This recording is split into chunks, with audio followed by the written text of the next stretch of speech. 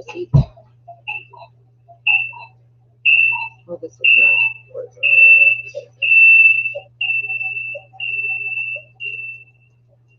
I'm still trying to figure this out. I don't go live often, so free handling made, thank you. I'm trying to make sure I don't have this echo going on.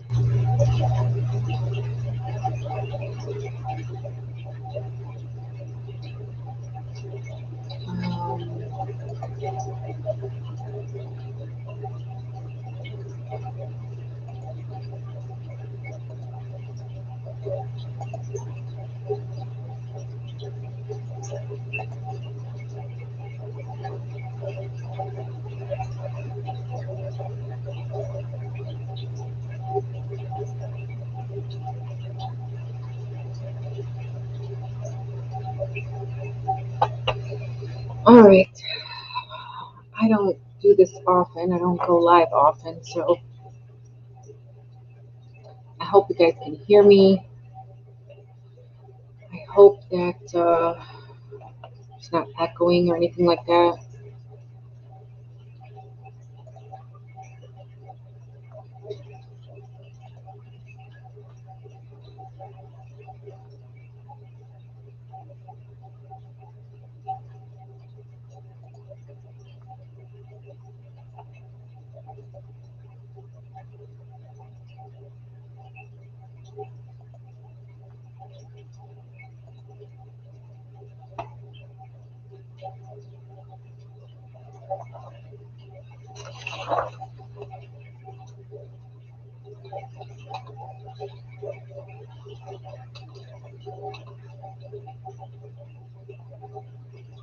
I'm just trying to figure out what a good spot is to even go live.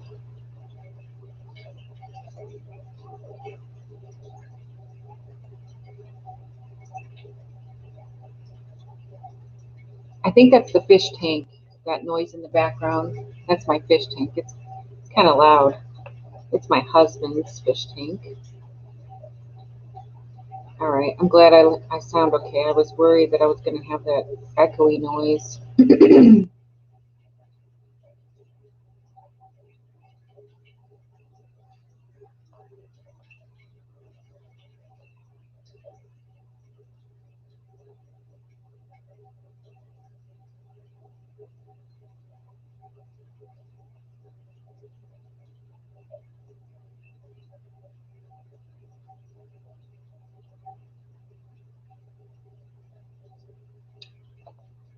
All right, I'm just trying to see if anyone's going to come in.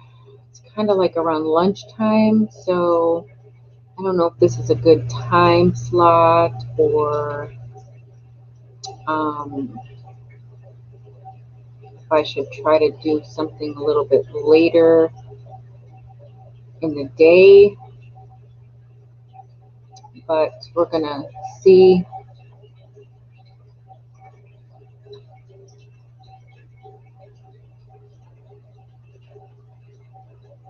Okay, so schedule it and then add a thumbnail. Okay. Yeah, because I was like, I don't even know if it shows up or like, you know, I've only gone live like 3 times, so it's not second nature to me just yet. I see everyone else doing it like it's nothing, and I'm like, yeah, I'm still kind of nervous about going live and stuff. So it's easier when people are in there with you, and you know, it makes things less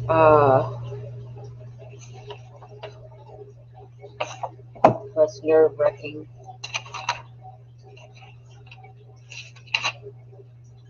So I just wanted to talk about some gardening tips from March. That's all. I've been doing the spring planting series. Thank you, Free Handly Made. I have been working on the spring planting series. So I wanted to just add this into some gardening tips for March. And this is like for my area, but it could definitely be some things that other people are doing or thinking about doing if they haven't already done it.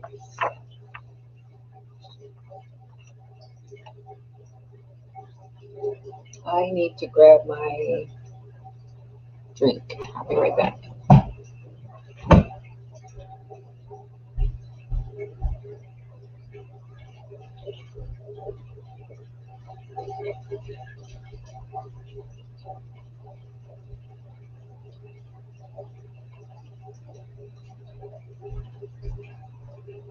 Relaxing. I'm not going anywhere. Relax. Hello, Lori's World. Thank you for joining me.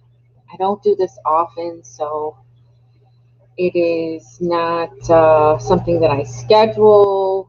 So I'm just trying to see what a good time slot is to be able to come on and talk about some things. I was just going to talk about some gardening tips for March. I've been doing the spring planting series. So this is just like some things in addition to the planting series, that's all.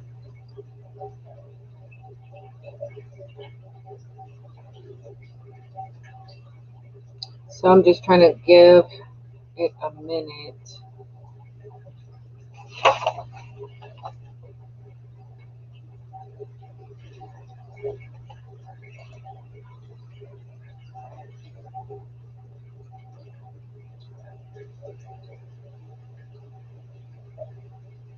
Yeah, that's what I figured.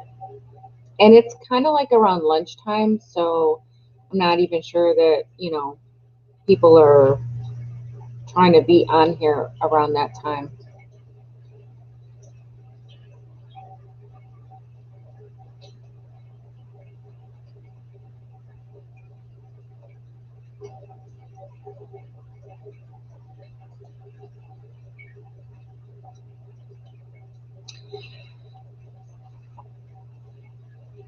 It's nice outside today.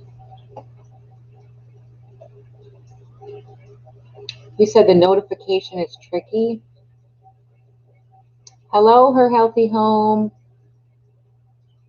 Nice to see you. I'm glad you're back. Oh, see, you're 11:25 free handling made. I am 12:25. So I'm an hour ahead of you. I'm in a different time zone. Oh, yeah, you're right. You're right. Because I get the notifications sometimes pretty late too. Like somebody will be on and they'll be live for, I don't know, 10 or 15 minutes before I even get the notification that they were live. So, yeah, I get it. I do know what you mean about that. Hello, the Tinkerer's Wife. Thank you for joining me. Ice is not like a regular thing. I'm just trying to figure out like a time slot that would be good. Um, just to come up and talk about some gardening things. 30 minutes late. That's good to know. Yeah, I usually get them about 15, right around 15 minutes. 15 minutes is usually the time I get a notification, and then if I join the live, they've already been on for 15 minutes, and I'm like, wow, I just got the notification. So yeah, but it's not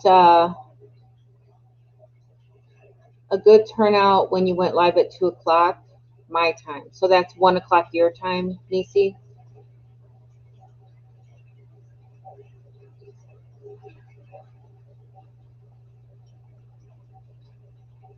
I was just saying that I've been doing this spring planting series on like what to plant week by week in March. And I was just going to talk about some gardening tips to add to that series. I didn't want to make a video on it because it's like, it's just some things that we can just talk about. That's all.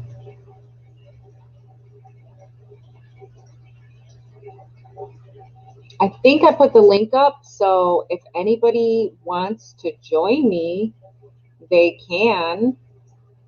Hello, Britton Farm. Nice of you to join me. I'm not on here a lot live, so this is still a little new to me, and I want to try to get myself used to doing it because I should try to do it at least once a week. I should. The single seed challenge. Good question. That is a challenge that was started by Scott Head. He has a channel, and I think he calls it Black Gumbo Southern Gardening, and his name is Scott Head. But the channel name is actually Scott Head. But when he comes on in his intro, he usually says, "Welcome to Black Gumbo Southern Gardening." So, but Scott Head started the challenge last year. And basically, you just plant one seed. You choose a variety of seed, and you plant one single seed of that variety. You don't grow it anywhere else in your garden. You don't grow more of it in another spot or anything like that. You just pick a seed and you only grow one of those, one seed. And you track the progress of that single seed throughout the whole stage of its maturing. Hello, Hidden Harvest. Thank you for joining us. So that is what the single seed, your video got deleted. Wow.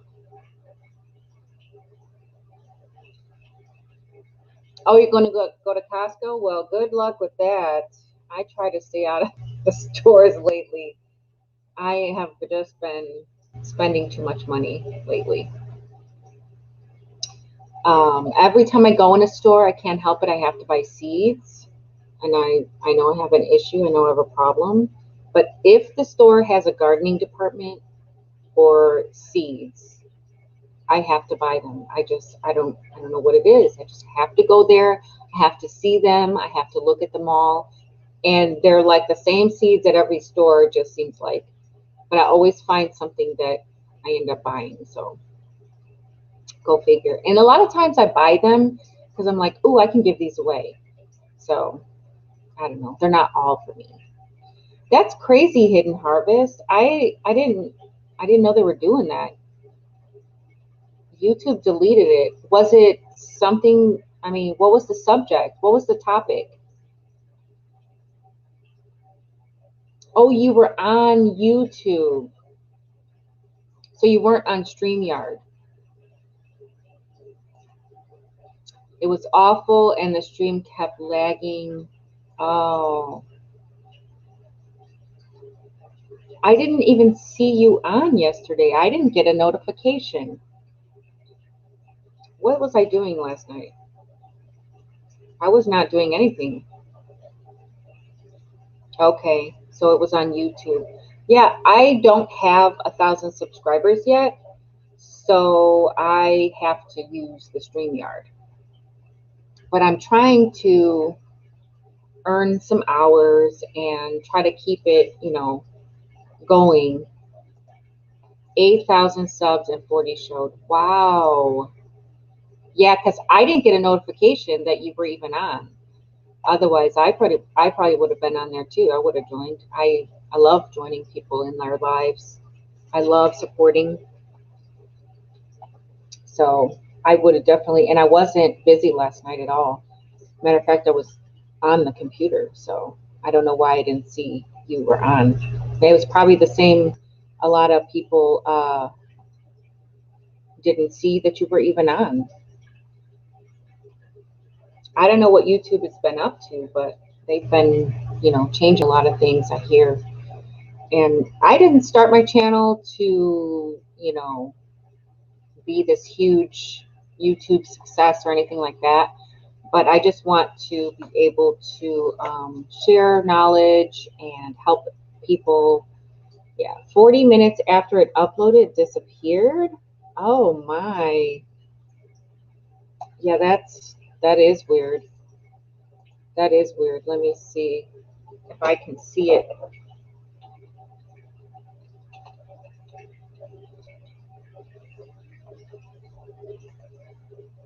I'm still subscribed, so sometimes YouTube will knock you off of somebody's subscription list, and you won't even know it. I've been subscribed to Living Traditions Homestead for I don't even know how long, and I watch their videos regularly. I mean, regularly. And I went to watch a video of theirs, and I was not even subscribed anymore. And I was like, what? What do you mean I'm not subscribed? Yeah, I don't see it anywhere. I don't even see the stream that you were. Yeah.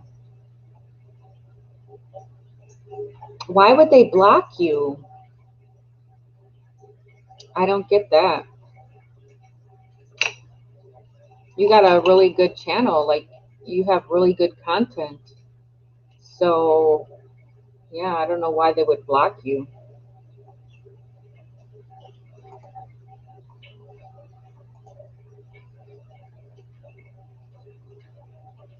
Okay, Free Handly Maid. Thank you for doing that for me. Thank you for getting the messages out. So, if anyone wants to come up, again, you guys are welcome to come up. I just wanted to talk about some gardening tips, that's all.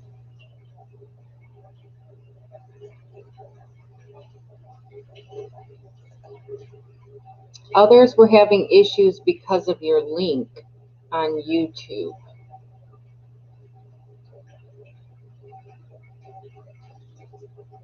Wow. Yeah, that's bad.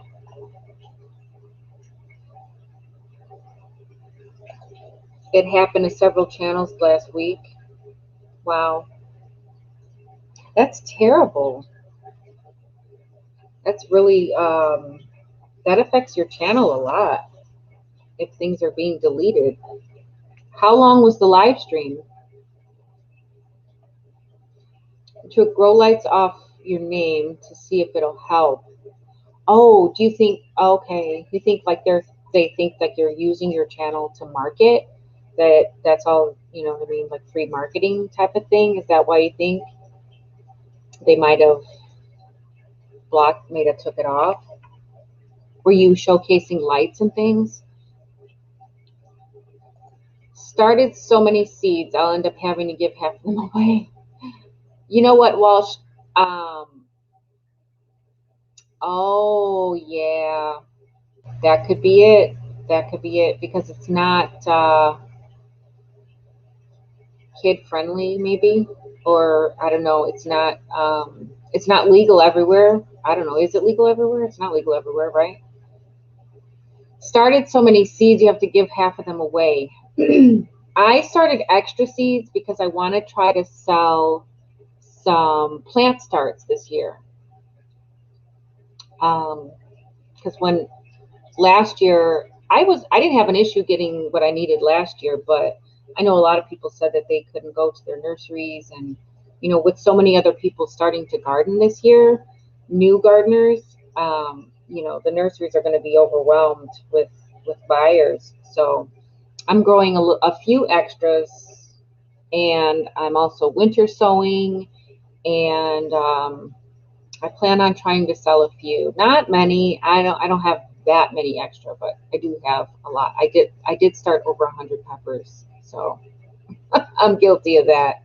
Hello, Backyard Gardener. Nice of you to join me. I hope all is well with you. I know that you had some things to do on yesterday, and I hope everything turned out well. So I wanted to talk about some gardening tips for March. There's a link up, you guys. If you guys want to join me, you guys can. I don't mind. We're going to talk about some gardening tips for March. So the first thing I wanted to talk about was starting seed. Walsh Hills Homestead started so many seeds. Starting broccoli, cauliflower, Brussels, and cabbage. Those are the cold weather crops. And if you are in a warmer climate, then you probably should have already started these things. And here's Patty. Hey there, from the other side of the U.S., no less. Let me get my volume off. All right. There you go. There you go. Can you hear me? Oh, I hear you just fine. Okay, good. I couldn't hear you for a second because I had my thing on mute. Okay. All right.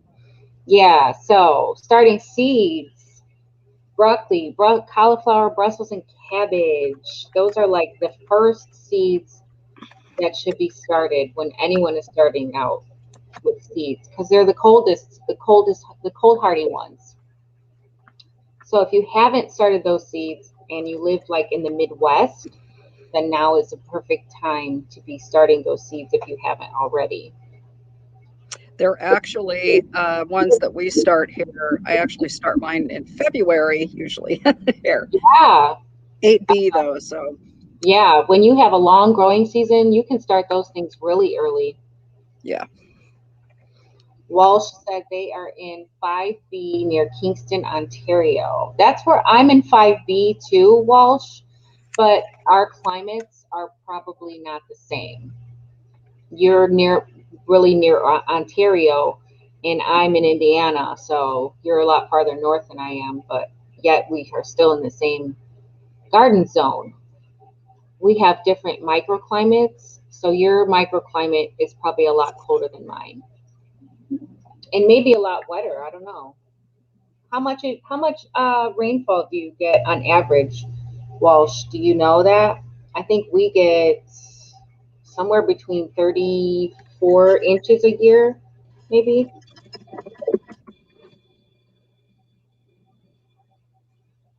So another tip for March, pruning. Now's the time to be pruning. When your trees are dormant and your shrubs and your bushes, they're all dormant at the end of the winter season. Before they start budding, you want to get your pruning done. So like your raspberries, all of your fruit bushes and fruit trees, those things have to be sprayed. 54 inches. Her Healthy Home gets 54 inches a year rainfall. Portland, 43 inches. Yeah, that's a lot of rain. We only get on the 34 inches about. Get a good amount since we are near the Great Lakes. That's right. Yep, lake effect. Yeah, we are above the 45th parallel here. A lot of people don't realize that, but so our light is much less than other areas that have the same zone as we have. So yeah, it's it kind of cuts into the days that we can actually grow successfully and have good leaf production in that. Light makes a big difference. It makes a big difference when you have less light.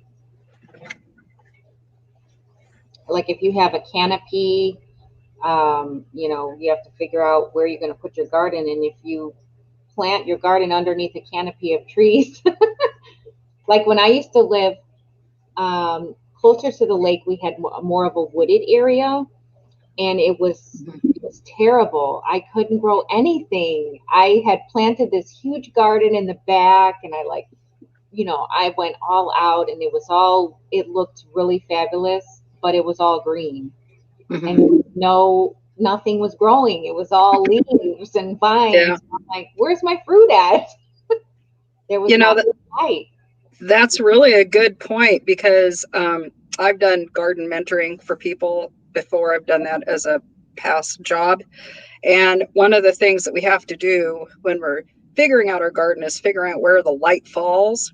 And for me, I have tall fir trees in my backyard. Anybody who's seen my videos knows this. And I garden under them in raised boxes.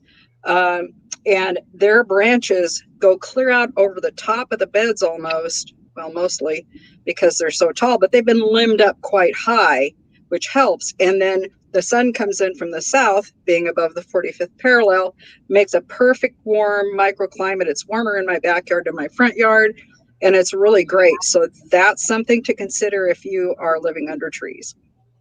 Yeah, that is something to consider. I would get like little dapple, of dapples of sunshine. But Mm-hmm. what I ended up doing was I ended up potting some of those plants and putting them in containers and moving them to my front where I Mm-hmm. got more sun.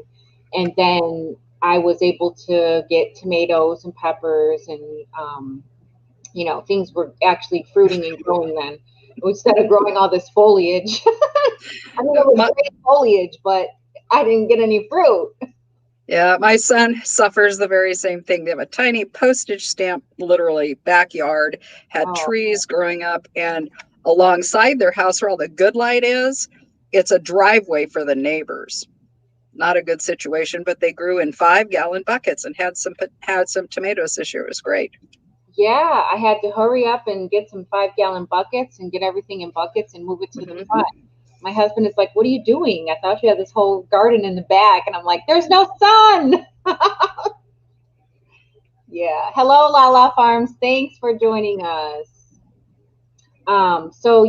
So pruning trees and shrubs and making sure that you spray your dormant fruit trees. Um, Mm-hmm. the spray that you use on your dormant fruit trees is like a horticulture oil. And what that does is that helps the tree to fight off any disease or insects or anything that wants to destroy your fruit trees. So there's like a horticulture oil that you want to. And now they make them to where they're all year round. You can use them all year round. Before, when they first started making them, they were pretty harsh, and you could only use them when the tree was dormant. But Mm-hmm. now they have a lot more all year round sprays and organic all year round sprays. But now would definitely be a good time to spray down your fruit trees. Yeah. And then Got pruning them helps them to be prolific. Yeah. Question about those horticultural sprays, because in the past you had to be sure, well, with horticultural sprays in general, because of the oil, that you didn't do them when it was hot sun out. You could do them like in the evening, they'd be fine the next day. Definitely, because it's an oil. Most, Hmm. for the most part, it's the oil. So you don't want to do that right in the sun. And that's why the end of winter, beginning of spring, before the tree buds, it's still really cool outside. Your sun is not really hot yet. It's not, the end of summer. So you're not baking your trees. You don't want to bake your trees with your spray. So another way you can do them is before you're putting out your seedlings, we're growing all these seedlings and starting seeds and growing them all. Before we put them outside, we should get our soil tested. So if you don't have a test at home, they're pretty inexpensive now. I think I got one for like $10. And it does the pH, it does the light, and it does fertility. I think it was. It's like a 3-in-1. So yeah. Uh, Before you start setting out all of your seedlings, make sure that your soil is nice and fertile for those seedlings to get a good, established root system. So your trees are putting on buds now, and your peach tree is in full bloom. Wow. Got down to 27, and I am sure We will not have peaches this year. Oh no. Oh, That is the worst. I've seen a couple people even last year, their apple trees, because of the crazy weather we had and the frost, the late frost we had last year, that their apple trees didn't produce. It was a bad year for apples. So, I hate to hear that. I just got some fruit trees and I'm like, man, I hope my fruit trees end up producing, when it's time to produce and I don't have to go through that. But who knows? Maybe you'll get lucky. Maybe you'll get lucky. I can't imagine the devastation if you don't get any peaches this year. all right. There's certain things that you can do. I know I live very close to Hood River, Oregon, where they produce a ton of fruit, and they do all kinds of things like the smoke pods, and some of them will spray their trees to because that water actually helps act as an insulator against the really cold weather. But so there might be something might be worth looking at for those of you who have trees that are fruit producing, because the spring is notoriously bad for those highs and really lows. And Yeah. I've lost lots of plants over the years. The plants start growing. We have false spring, 2 weeks in the 60 degrees. I've got stuff coming out of dormancy because the soil's warmer, and boom, we get hit with it. Ridiculously low. Like we had one year, it was 13 degrees, just long enough to Oh, kill a lot of plants. It was probably 2 hours. That's all it took. oh no. Yeah, you got to pay attention lately, because of I think it's got something to do with climate change and, how our weather has been really crazy lately. I Mm. mean, what was Well, it? 70 something percent of the region was covered in snow this year. mhm. If you look back historically, there are always these ebbs and flows in weather. And I know that our media and I want to call it pseudoscience, quite honestly, because there's no real hard facts in it. We do have things that through all of history of this planet, they've had cycles of change. Yeah. And we can, just be wise and watch the weather. It's the best we can do. Just do the best we can. But I think I've seen so many people be anxious about it. It kind of robs all the joy, Yeah. and that's hard. So I just want to encourage everybody. Next year will probably be better. It'll be different this year, actually. So we just hope for the best. I'm really hoping it's not a hot, dry year for a lot of us, especially out here in the West where we had the fires. That was devastating last year. That was very devastating. And in Australia, that Mm-hmm. was so heartbreaking.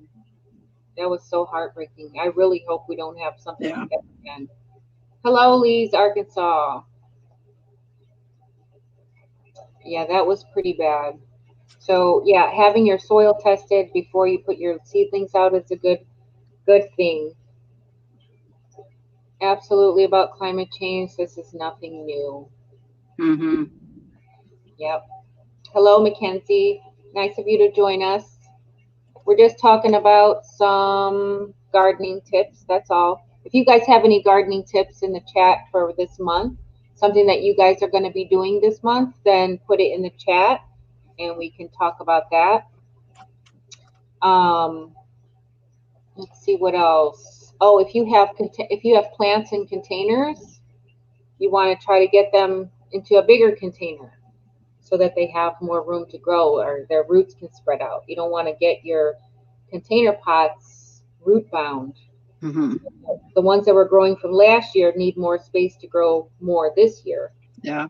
So, Another thing that people can do, and they don't realize this, I was a propagator too, so I'm just throwing some of my expertise out there, yeah. and the bonsai people do this, is actually do root pruning. So like if you had, like I had a bay tree that was in a pot for several years, and a couple of times over the, I don't know, what was it, 8 years I had it, I would take and saw off the roots around the edges, and it produced more roots. It actually spurs the Right. plant to produce more roots. So it's something we don't really have to be afraid of so much. Yeah. And then give it that good fresh soil. It's really awesome. Fig trees, you can do that with fig trees, right? And Mm-hmm. that way you can keep them in containers and grow them in Yeah. containers Yeah. throughout their whole life cycle. You can keep a fig tree in a container. I think as far as trees, figs are the most forgiving tree known to man. And they're everywhere. They're like, you know what I mean? Uh-huh. Wow. Yeah, the fig. Yeah.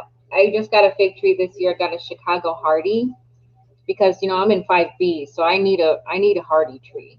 So I figured the Chicago Hardy fig would be the best um, variety for me. I'd So, like to know what the flavor profile of the fruit is because I know the fruits taste different. uh-huh. My friend Vern Nelson, he's the one that discovered the Vern's brown turkey, not just the brown turkey, but the Vern's brown turkey, which is a little different. So you'll Okay. see that at times, but it's a reliable producer here in my zone, and even a little colder. And I mean, we grow several here in the Pacific Northwest. It's, Mediterranean style climate, a little cooler than what it is, I would say, like in Italy, obviously. But yeah, we can grow figs here pretty well. So, I yeah. wasn't even sure if I liked figs, but before I went and bought the tree, I definitely went and tasted some fig, and I was like, you know what? I do like these. So I was like, okay. So Yeah. yeah, you want to make sure you like something before you start growing Yeah. it. Yeah. And they are very, very new. They're very nutritious too. They're one of the most nutritious fruits on the planet. Yeah, that's what I've heard too. So I'm a little excited about growing some figs. I don't know if the rest of my family's going to eat them, but I know that I will. I had my daughter taste one and she was like, it's okay. She's like, it's not the worst fruit, but it's not the best fruit. What about like Fig Newton type Yeah, cookie bars? Yeah, there you go. she does. She You likes know. those. That's why I thought she Hmm. was going to like the fig. And she was like, it's all right. I was like, Yeah. yeah, you'll be eating some figs when they grow. Fig jam with a little bit of lemon in it is really yummy. Okay, with a little bit of lemon. So what does the Hmm. lemon add to it? Like a Well, plain?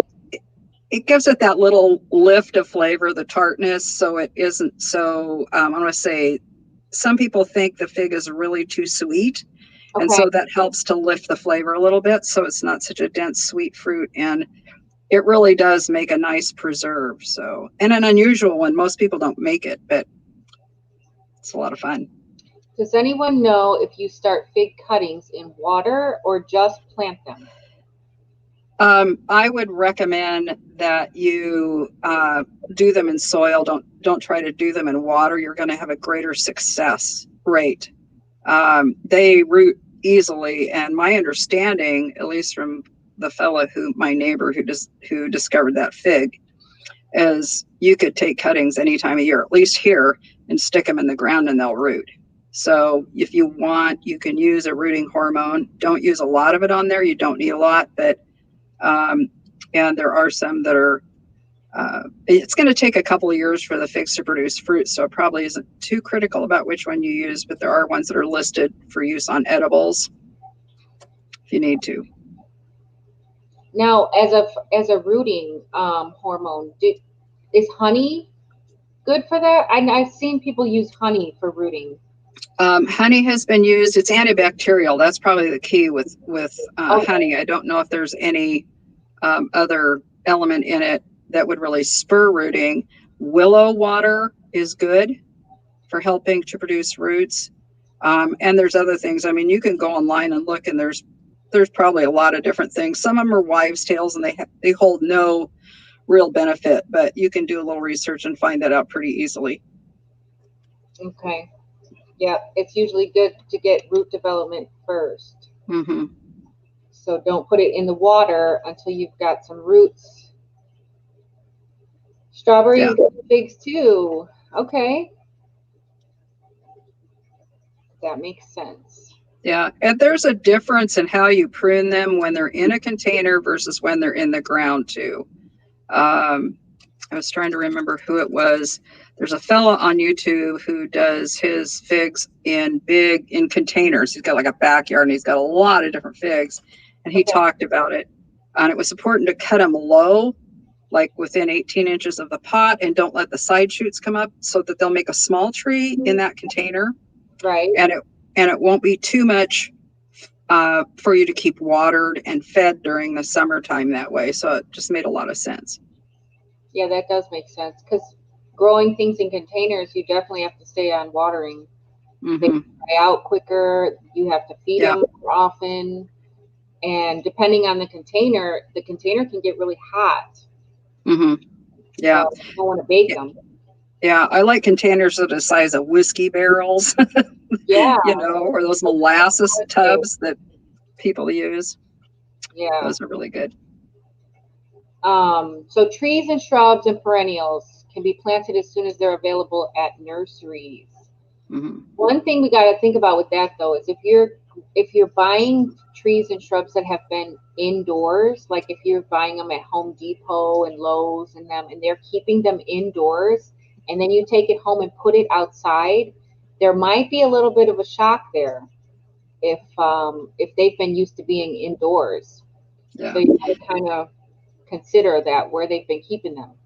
Yeah, well, I know here, and it just depends. I would check with your store to make sure I would just add a caveat to that. Ours, it's as cold in where they keep the plants as it is outside. They just have a cover over it, and there's plenty of sunlight coming in their roof. Those plants have been completely hardened off before they should be anyway. Yes. And if you see some leaf damage, leaf scorch, if there's leaves on them and that just means they've been in the shade too long. And usually you can have them like for a week indoors before they start, warming up too much. So that's just the other thing. So yeah, that's a good thing though, because I know I've had some perennials from them that I've gotten, put them out in the sunlight. They had them where there was more shade, and they got sunburnt because they'd been growing for a week in there. So you just prune them back and they're going to live. They just won't look real pretty or just the way that you thought they might the first year. Yeah, they might need a little TLC at first. That's why I like their bonus buy racks. Yeah, at the end of the season, or like when they haven't been taking care of them and they put them aside, it's like, hey, I can bring that back to life. Let me give it a little TLC. Absolutely. So we can be sowing some flower seeds indoors, like petunias, things that take a long time to grow, and you want those things outside. You can sow some flower seeds. And if you have good enough weather, then now would be a good time to get your grass seed out. I don't have an issue with my grass. My grass grows like crazy, so I don't ever have to put a grass seed out. I'm actually trying to cover up some of my grass. Yeah. I got last year I got two what are they called, chip drops. If you're in an area that has the chip drop, a lot of people they aren't able to get chip drops where they're at. Yeah. All right, Lori, thank you for coming in. Hello, OCD-ish chick. How are you? Drop family, thank you for coming in. Heaven's Essentials, thank you guys for coming in. We're just talking about some tips for March.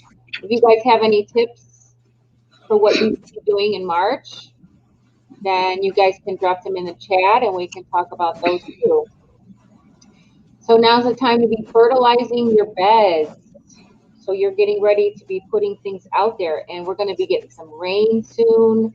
And now is get more amendments and some fertilizer into your beds and getting them ready to be planted out.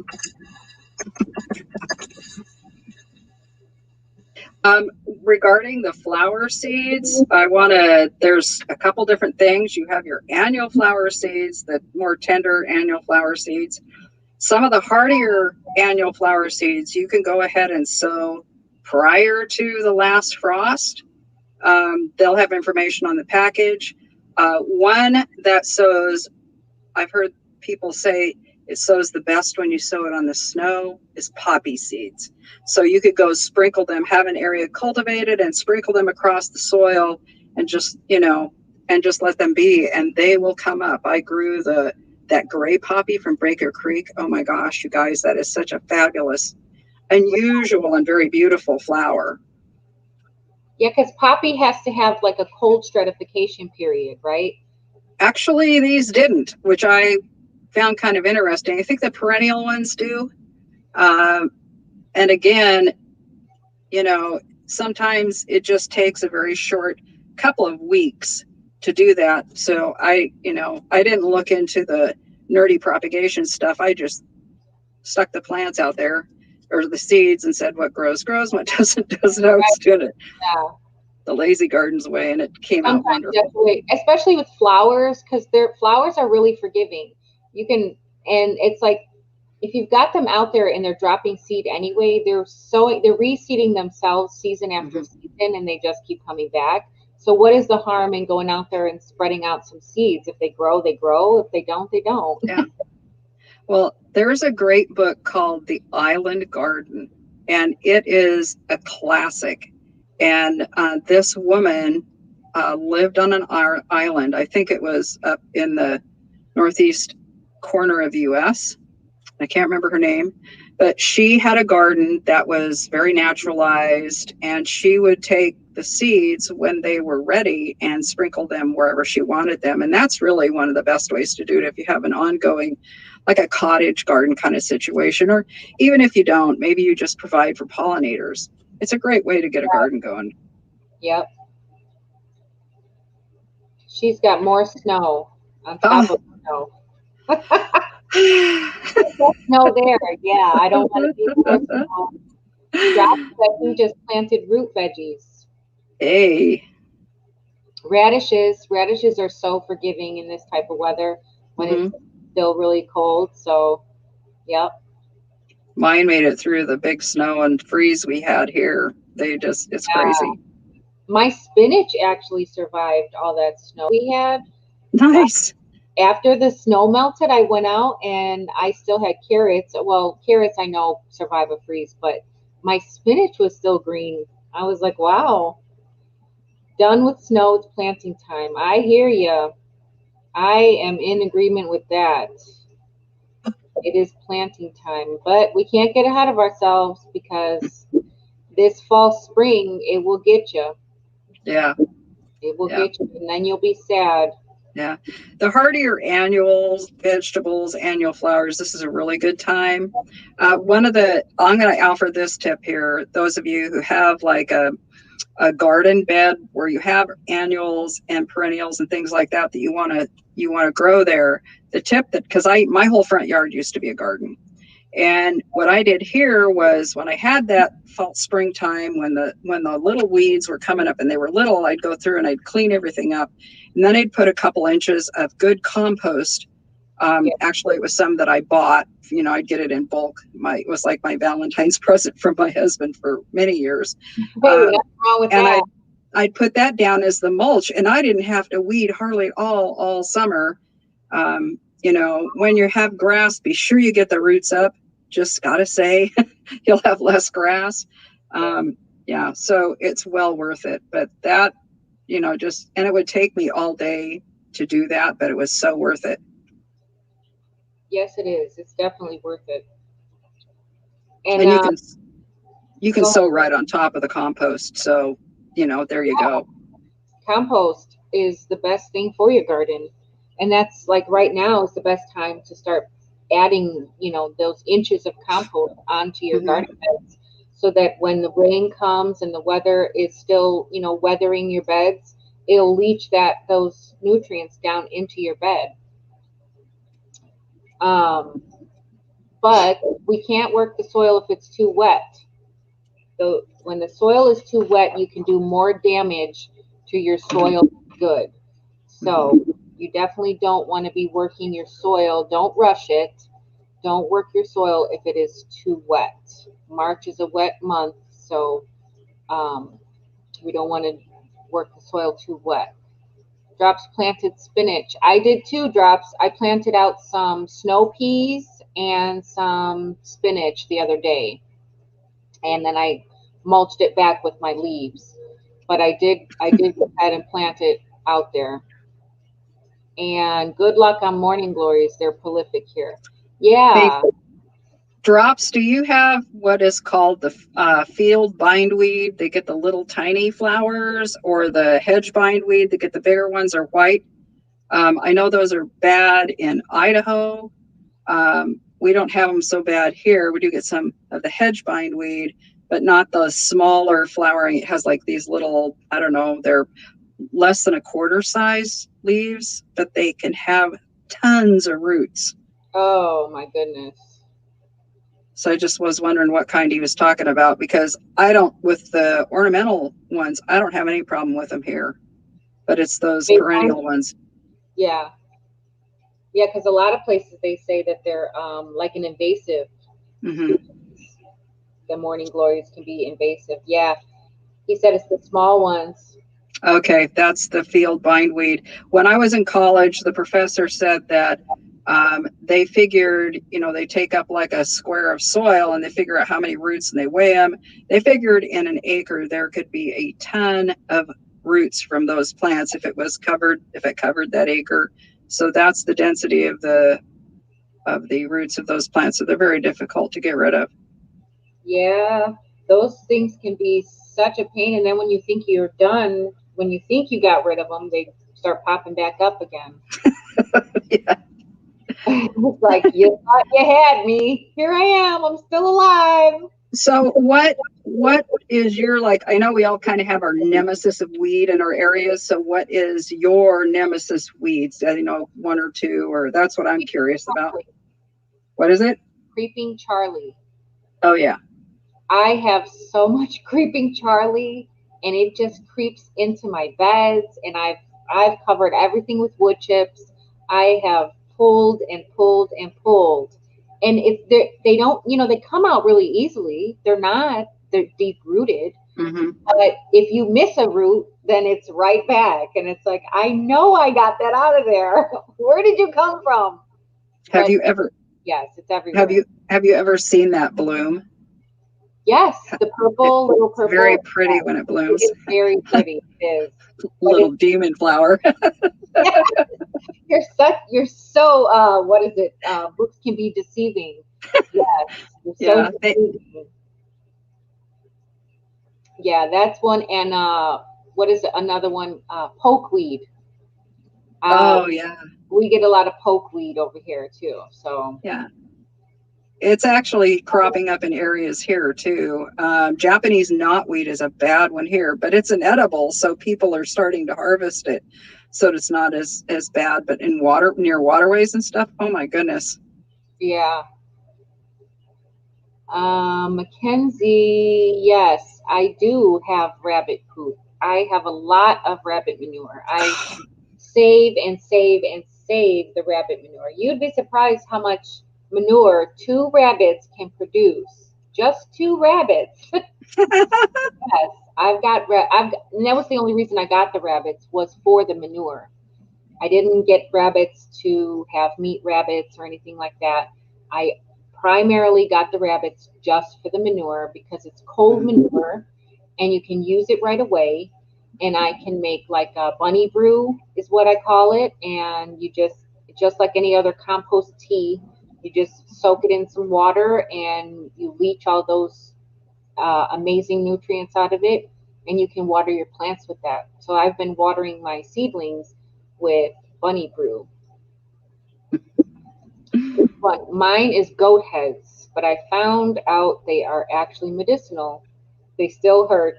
Oh yeah, I'm so glad we don't have those here. Yeah, I just got some stinging nettle Hmm. from Amy at Crazed Family Homestead.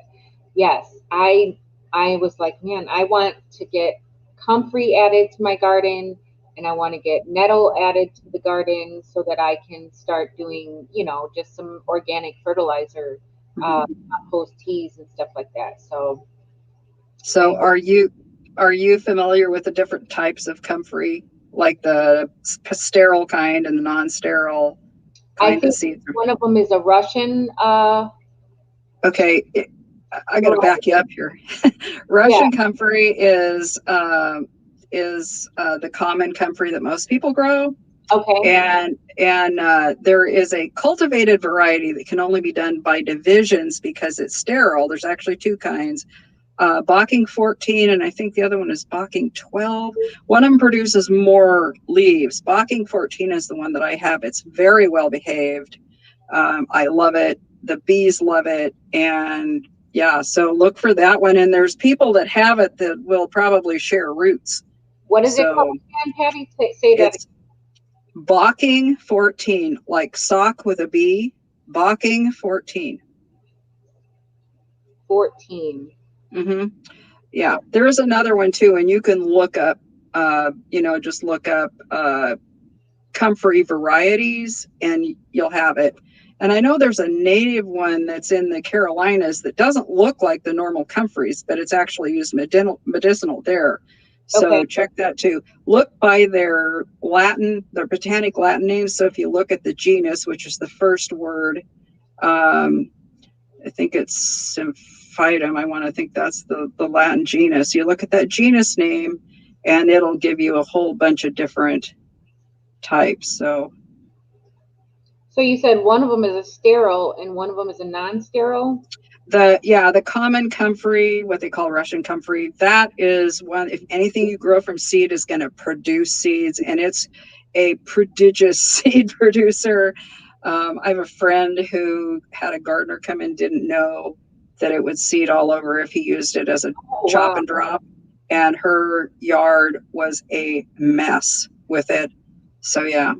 Wow.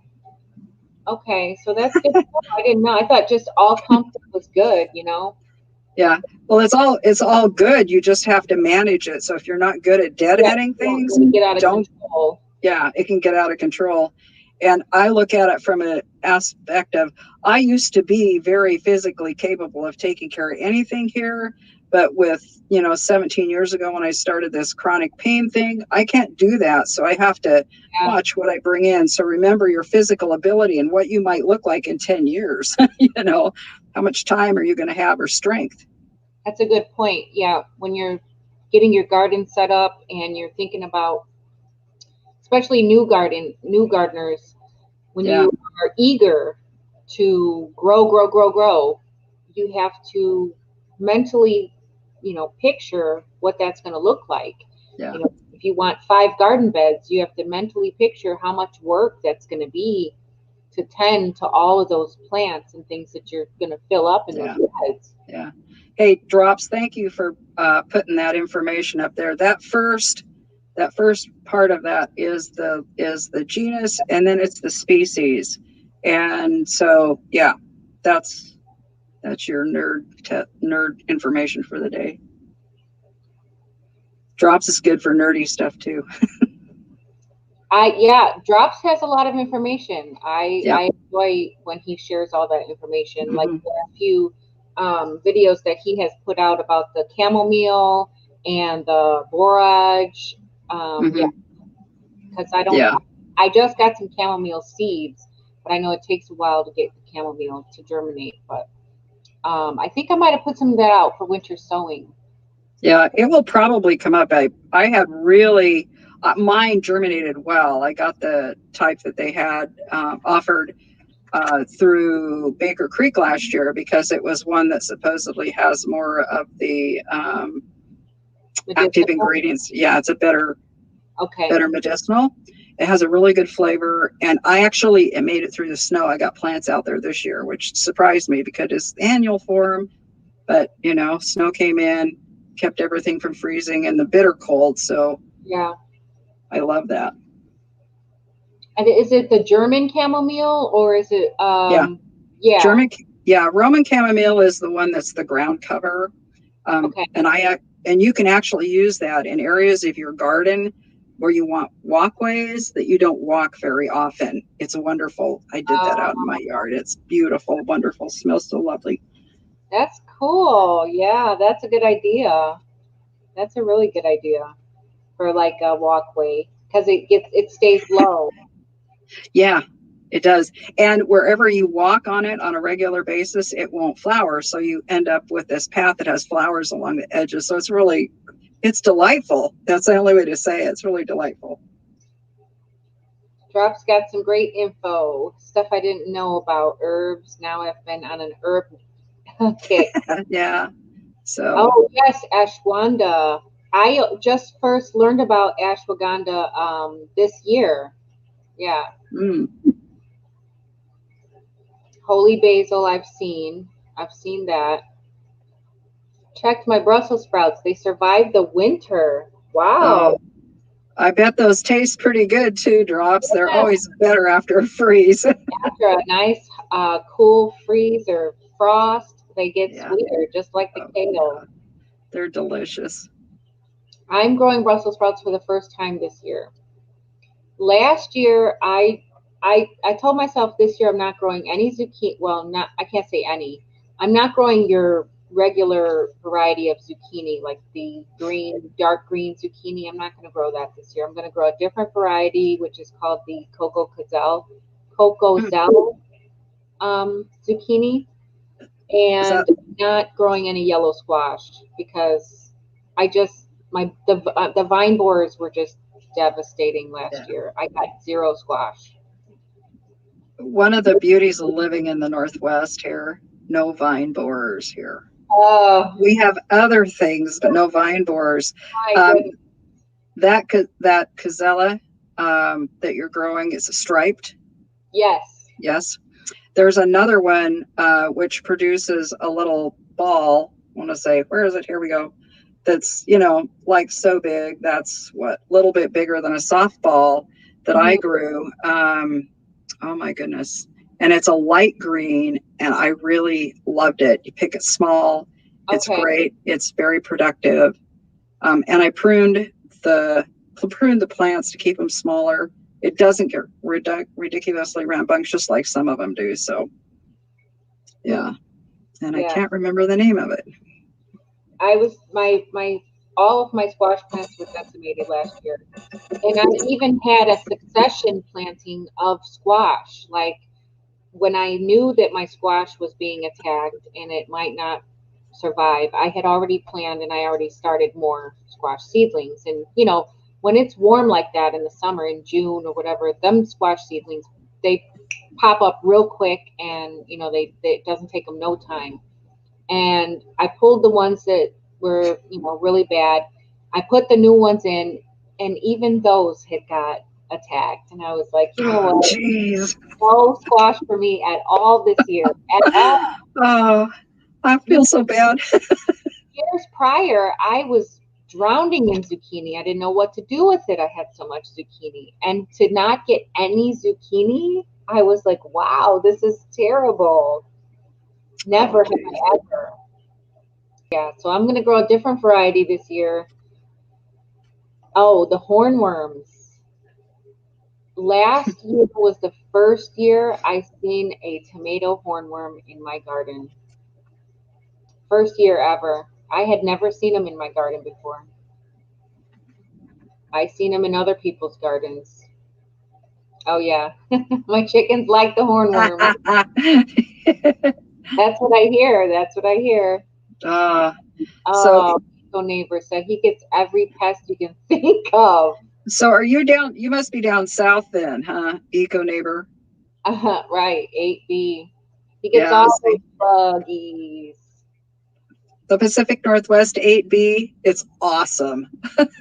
Just chilly at times in the spring and wet, but yeah, definitely don't get the pests. I gave a lot of zucchini to the local food bank in my town last year. I probably would have done the same thing because the year prior, I was drowning in zucchini. My zucchinis were, the size of baseball bats. They were, you look at it. The thing with zucchini is you look at it one day and you're like, I'll give it another day. I'll give it one more day. And then you come back out and it's like monstrous. You're like, what happened? It's the size of a small child. And you're like, well, now I can't do what I wanted to do with that. I'm going to have to do something else with it. Hey, Garden State Gardener, hello. Good to see you in here. Yeah, Drop said his chickens like anything. Yeah. I'm afraid to slip and fall in the goop cage. Yeah. I want to give you guys a little shout out tip here. Garden State Gardener has got a great seed giveaway going on over his channel. So check it out if you don't know. Yeah, it's pretty fun. It's a great idea. Has some great. I like the format too. I like the format he's got going there. Yeah. Yeah. It's pretty cool. With the numbers, and you keep your number, and then every week it's the same number, and then he just spins the wheel. That's a pretty cool format. That is.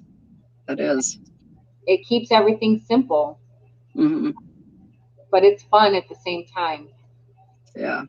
Courtney White at White Family Farm, she did a seed swap last fall where she used the wheel, and everybody that was in the room on that live got their name on the wheel that wanted to be in the seed swap. And then she'd pick 2 names, and those 2 people got to swap with one another. It was fun. It was such a hoot. It was so much fun. That sounds fun too. I always like to see like the different ways that, people are giving stuff away and how they choose to do it. It's so fun. Yeah. Yeah. Julie's comment, they say I'm a 9, but up the road is an 8. Boy, isn't that the truth? You could be on the north side of a mountain, and that cold that comes down off that north side can make your climate different than 10 blocks north of you where they're out in the open and maybe on a little bit of a south slope. Crazy. Yeah, I did the bingo. When I did my giveaway, I had that bingo game going. I missed that one. Yeah, that was for my 500 subscribers. Okay. I had a 500 subscriber giveaway, and I had so much stuff that I planned to give away. I just ran out of time. I was a little over 2 hours, but I know that I think Nisi was coming on right after me, so I didn't want to keep going over the time. So Catch Drops comment down there. I do boxes 24 pounds. You got enough for a flipping farm, dude. All the meetings. I don't want a meeting. I like being a seedaholic, and I don't need any help. Thank you. I'm in denial. I don't need any help. I'm fine just the way I am. I was saying that in the beginning. I can't go into a store without buying seeds. Yeah. If the store sells seeds or they have a garden center, I have to go and I have to look at it. I have to look at all the seeds, even though they're the same seeds as the last store. You know what I mean? But I always have to leave with some seeds. Yeah. Well, I used to be a plant propagator for a rare plant nursery, so I had this great plant addiction, and working at nurseries, it's just like it's in my blood. I have to go get the smell of the nursery, and then there's the seeds. I'm with like you, and I'm not sowing hardly anything this year, but I have 2 of those photo cases, that everybody's been those stuffed, and I'm still buying. And I'm like, I am insane, but I know what some of the seeds, how to save them so they'll last. So that part's good, but I think I'm nuts.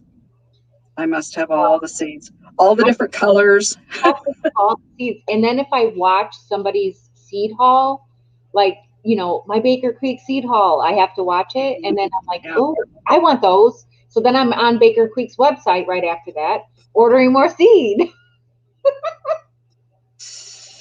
Like, I have to have those. I have to have those.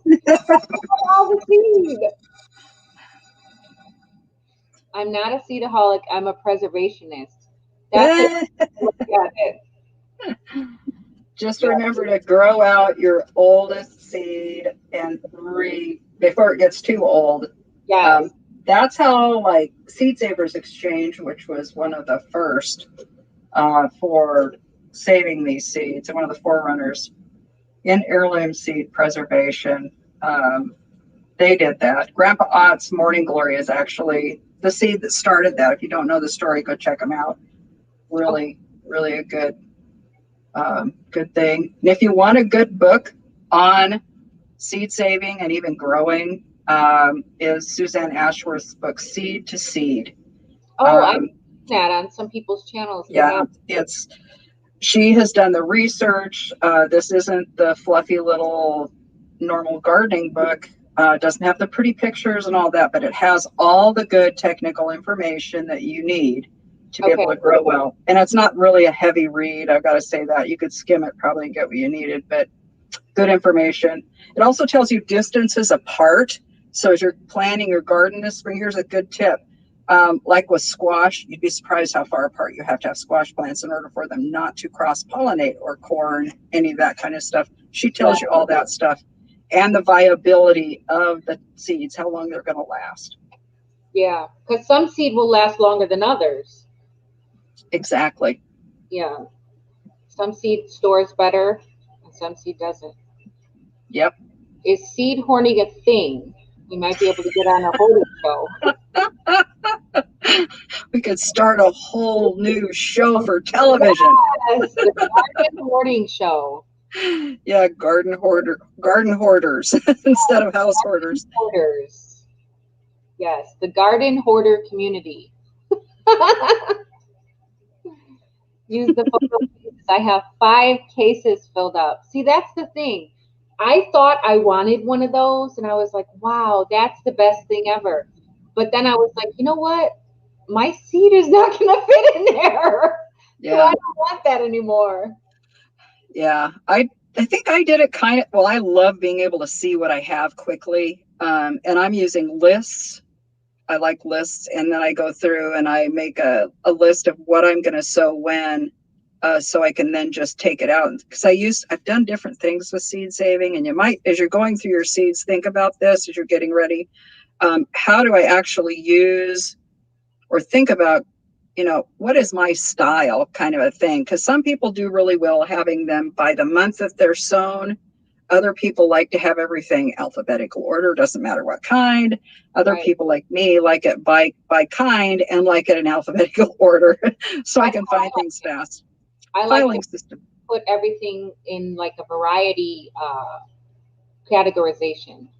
So all my tomatoes are together, all my peppers are together, and then I just, categorize it like that, and then alphabetize it like that. So do you break down the tomatoes as far as the cherries, the saladettes, and then also like the indeterminate? Yes. Determinate. Okay, because that's a really good way to do it too. Yeah, and then like my peppers, I keep my hot peppers separate from my cold peppers. My sweet peppers. They should call them spicy and sweet instead of hot and not. So I keep the spicy separate from the sweet, and then I keep like how you got like some that are small and then some that are bell. So I have so many separations. It's like I'm a little OCD sometimes. But it's chaos. Did you see how many tomato seeds Garden State Gardener has? Oh yes. And every video he's got more seed, and they're different variety, like a whole different company. Yeah. Hey, Garden State Gardener, get in touch or check out Trudy Davidoff at she's the one that started Winter Sowing. So she has a website called wintersown.org, and she gives away tomato seeds. And she has some really crazy rare varieties. Since you're into that, go check her out, and maybe you can help spread the love there. Yeah, anybody that wants to do it can go check her out. She's a great gal, very generous, has a Facebook page, that kind of stuff. So you're telling him he's got 300 varieties of tomatoes he wants to start this weekend, and you're telling him to get more tomatoes. Hey, I'm an enabler at heart. What can I say? Hello, Cheryl's Frugal. Nice of you to join us. Yeah, wish there was an easy solution for the vine borers. So I'm going to be trying to get ahead of the vine borers this year. And I'm going to try to really mound up the soil and cover the stems with aluminum foil. And I'm going to try to see if that'll help. So they can't get in there. and maybe put like a collar around my squash. Maybe that'll help. I don't know. I'm just gonna Yeah. try all kinds of stuff because last year was so devastating that I didn't get any squash at all. Well, do they lay eggs on the bottom side of the leaves too? Like some Yes, pest? Okay. yes. You can get the Yeah. leaves I mean the eggs off of the leaves because there's squash bugs and there's vine borers. So there's Right. two And it's kinds of pests right. that attack your squash. So So the squash bugs, they're a true bug, and they're the ones that have the leaves. leaves. Okay. All right. Now we got it. Cherokee tomatoes this year. Mm, I've never grown Cherokee tomatoes. You know, I wasn't a real big tomato grower. Like, I didn't really enjoy, my family doesn't eat a lot of tomatoes. But since I've started canning, now I am going to be growing more tomatoes because hmm I use a lot of diced tomatoes. That's probably the biggest tomato use that I have is diced. hmm I don't make a lot of spaghetti and I don't use a lot of spaghetti sauce per se, but I do use a lot of diced tomatoes. So that is my hmm concentration there. But I normally just grow the big tomatoes to pick them green because I fry green tomatoes. That was like my whole reason for growing like mm, steaks was to pick them while they were green, right before yeah. they get red, and fry them. Yeah. Do you ever eat any chutneys? Because green tomatoes make amazing chutney. Oh, I haven't Yeah. had any chutney, and Oh. that's a good idea too to make some hmm chutney. I love green tomatoes. Your wife is allergic to bees and tomatoes, and you're growing 300 varieties? But Are you trying to kill your wife? He's growing 300 varieties of tomatoes, and his wife is allergic. oh wow, Laura Jean, that is awesome.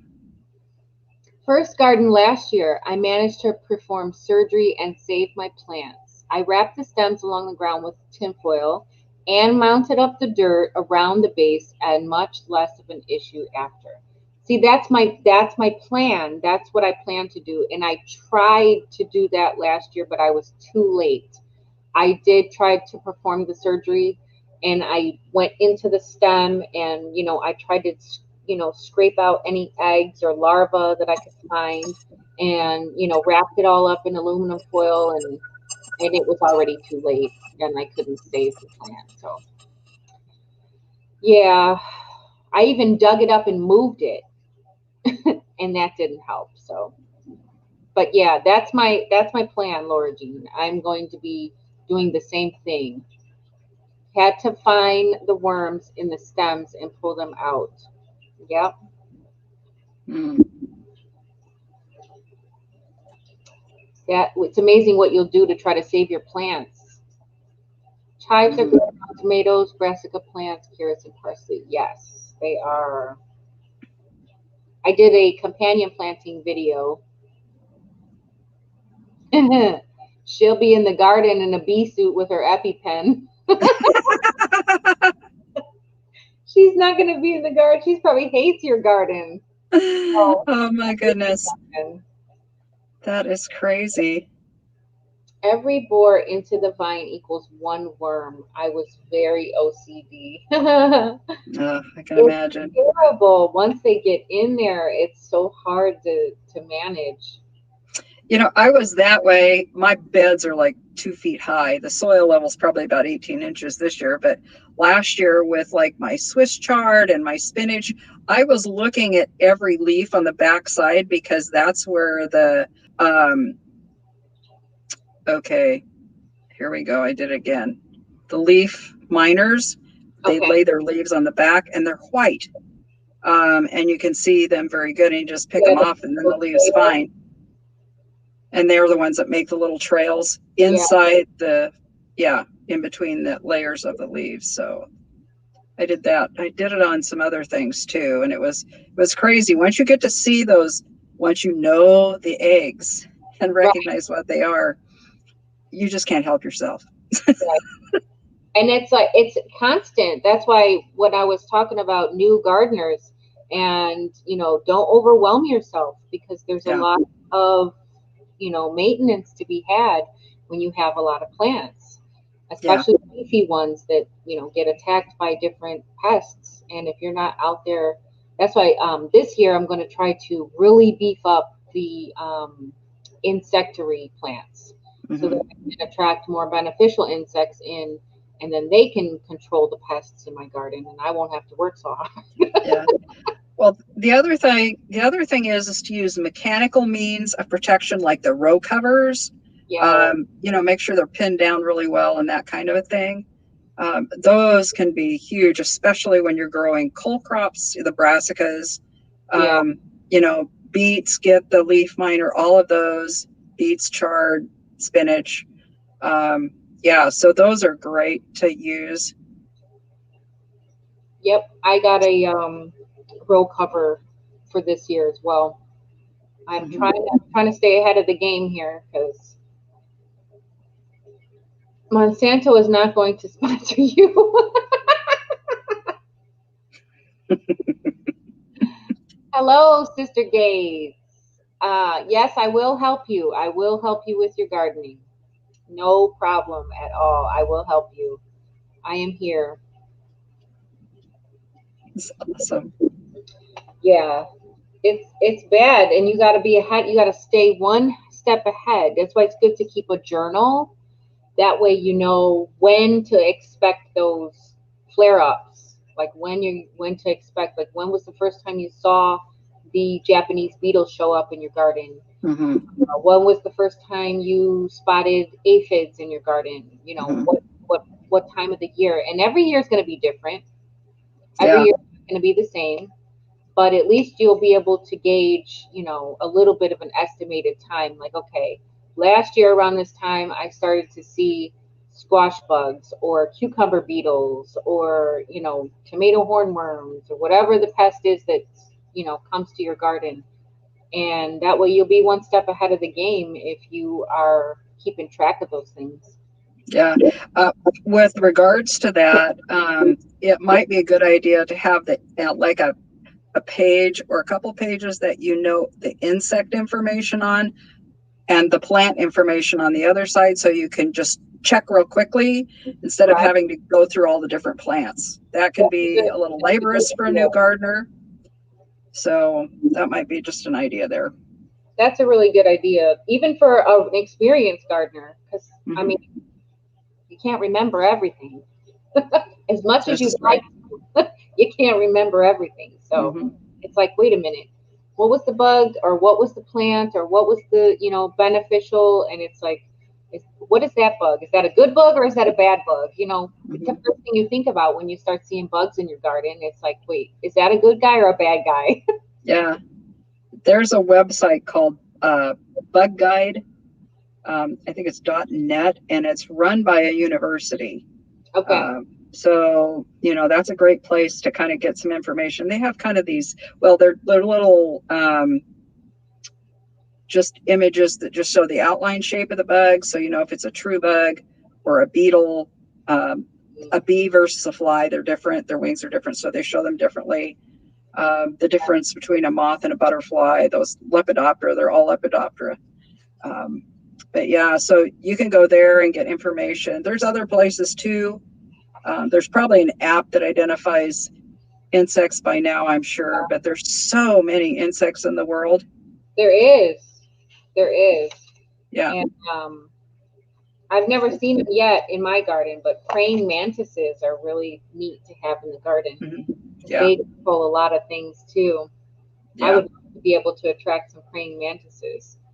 And I planted some things this year that I am going to be trying to attract some. And I don't remember what the plant was. I wrote a list of the different plants that attract the different bugs, the good bugs, Hmm. and I try to adhere to that list and plant those beneficial. Um, Here it is. Those beneficial plants to draw in those. Where is it at? Let's see.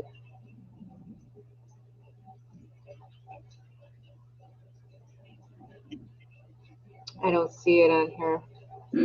I Well, have I know here in my region, we have a really tough time with things like cutworm, really bad some really. years. Yeah, and it actually is a moth that has like these orange inner wings.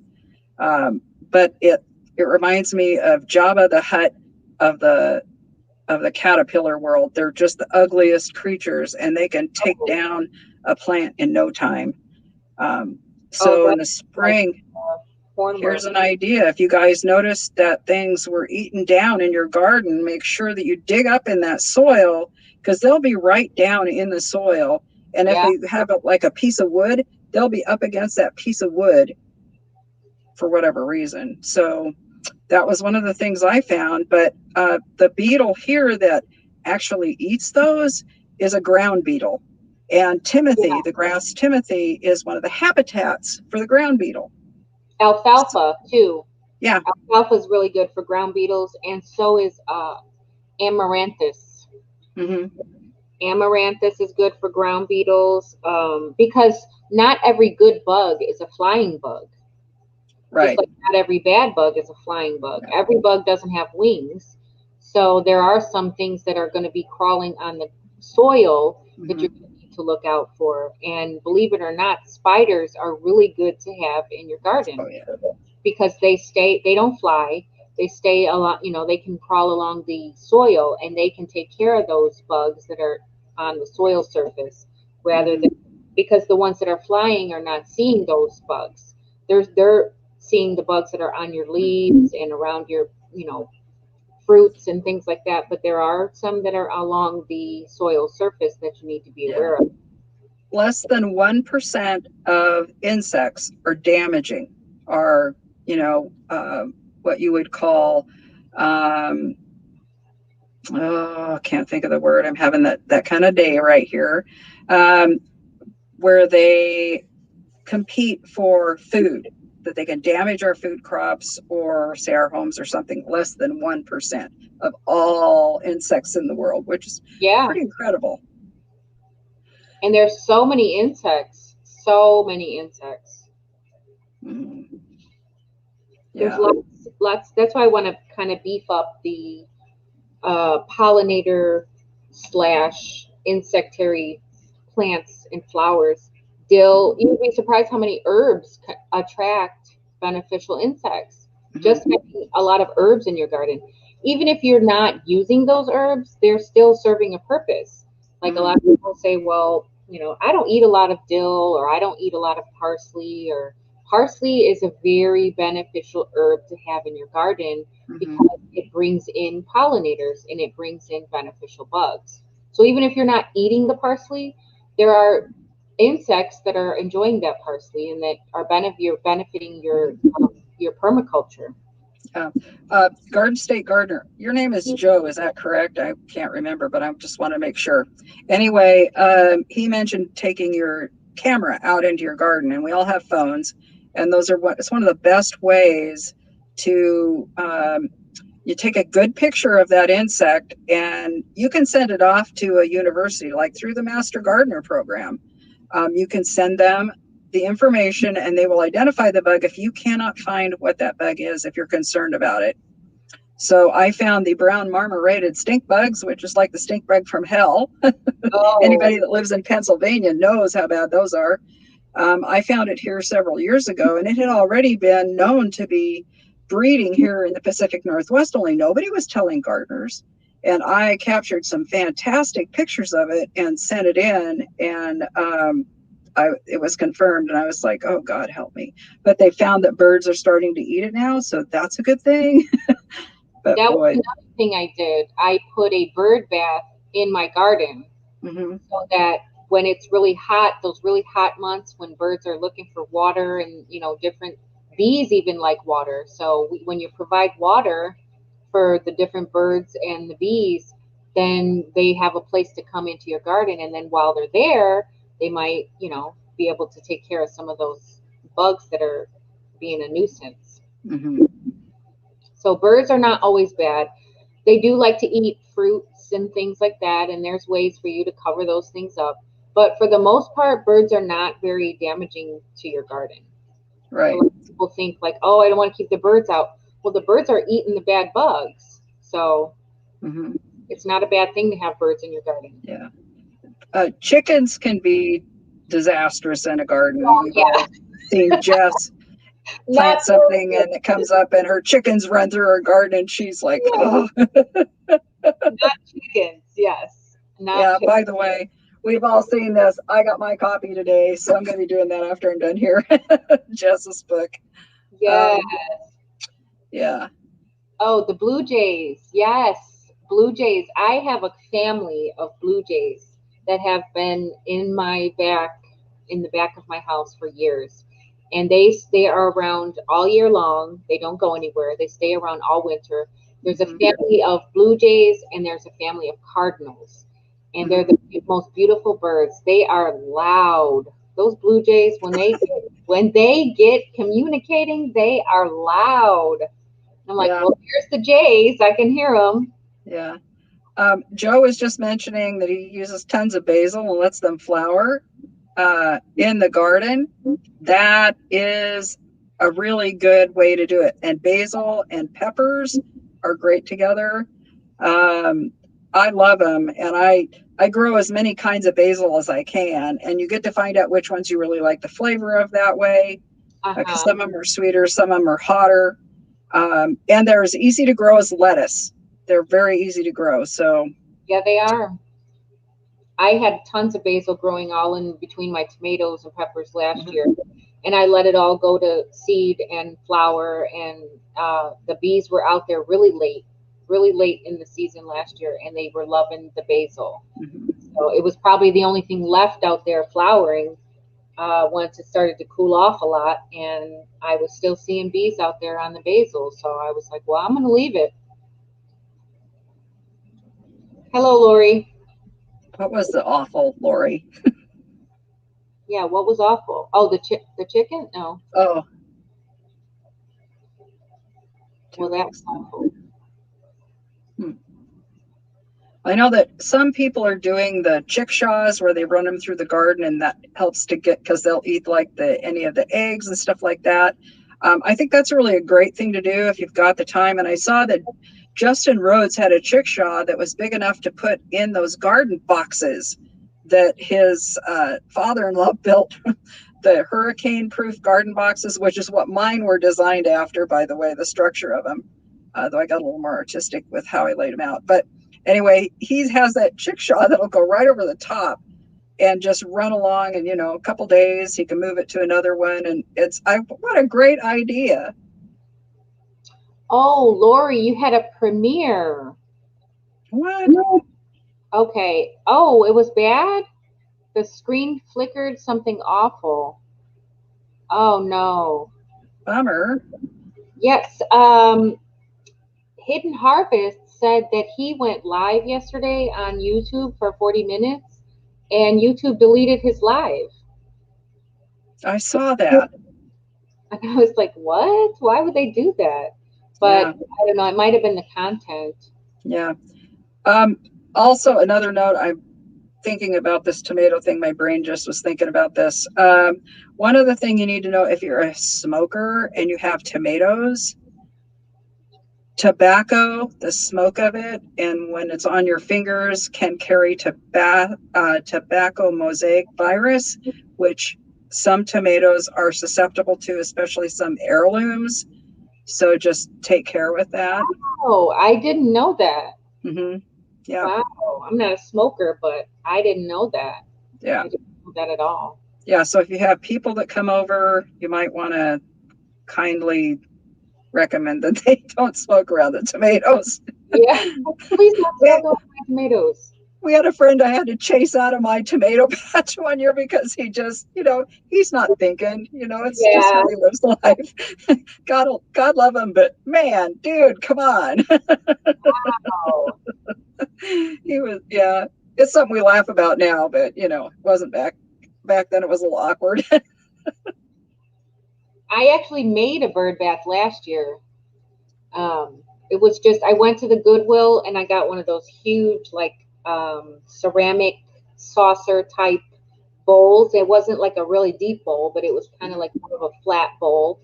And I just made a bird bath out of that on top of one of those like planter stands. And I put Mhm. that in the middle of my garden with like I think it was a clay brick I put like in the middle as like a weight. Mhm. And yeah, they loved it. They came in and I kept it full and I would see bees in there and it Mhm. was nice. So Uh, didn't give away the vine borers though.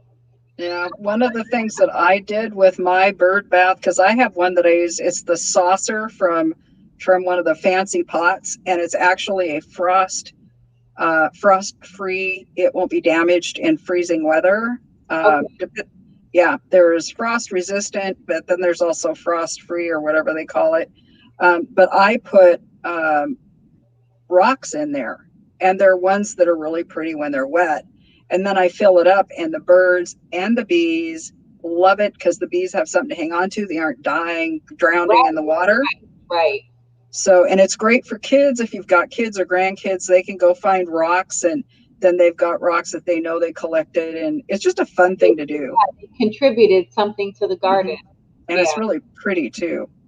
yeah. Oh wow. Alcohol virus. The Yeah, I minute I saw gave that. out the greens, he hoped. Oh yeah, Drop said he was giving his rooster treats. He was giving his rooster microgreens because he was every time he goes out there, he crows at him and begs for treats. You know, he only begs for treats because you go out there and give them to him. So he knows you're going to give it to him if he Mhm. crows. So he's got you trained. Yeah, He's got you trained, Drops. yeah. So, if anybody has problems with cats getting in their garden, the only thing I found that ever worked was like putting chicken wire down or that snow fencing. And you can actually put stakes in the ground and raise it up as the plants grow so that they'll be able to grow under it. And the animals won't be able to get in there and use it as their potty spot. That's a good Um, idea because I've seen a lot of people asking like what to do about the cats, like yeah, stray cats or feral cats, and yeah. I tried cayenne. I tried everything, and the wire was the only thing that worked. I even went so far as to do hardware cloth. And what I would recommend doing with that is to create a frame so that you could actually hook it up. And it's a little bit more work, but that stuff is so sharp on the edges that you have to really be careful anytime you're working with that wire fencing. hello, Virginia fruit grower. Thank you for stopping in. I appreciate you. Yeah. He just made his 1,000 subs. Oh, hey, congratulations, Yes, Virginia Fruit right. Grower. That's awesome. Great channel. He's got some really unique fruit trees that he grows, and it's really interesting. Oh, I'll have to check him out. Definitely. Drops. That's hilarious. The cats are afraid of my rooster. Okay. I tore them up. Well, looks like your rooster's got, he's got a good, he's on his job. Let's put it that way. He's on his job. A lot of people say they have some pretty aggressive roosters. Yeah. Hey, Virginia Fruit Grower, if you're still in here and you don't know about this, yeah, okay. There's a company that's close to where I live. Actually, they're like about 3 miles from my house. It's called One Green World, and they have all kinds of edible, fruits and trees, shrubs. They've gotten into some herbs too, but really unusual stuff. Lots of stuff from like the Ukraine and all over the world. It's crazy. Um, Called again? wonder. It's called One Green World. One Green World. Okay. Yeah, and they do mail order. And if you're in Portland ever, you can go visit their nursery. So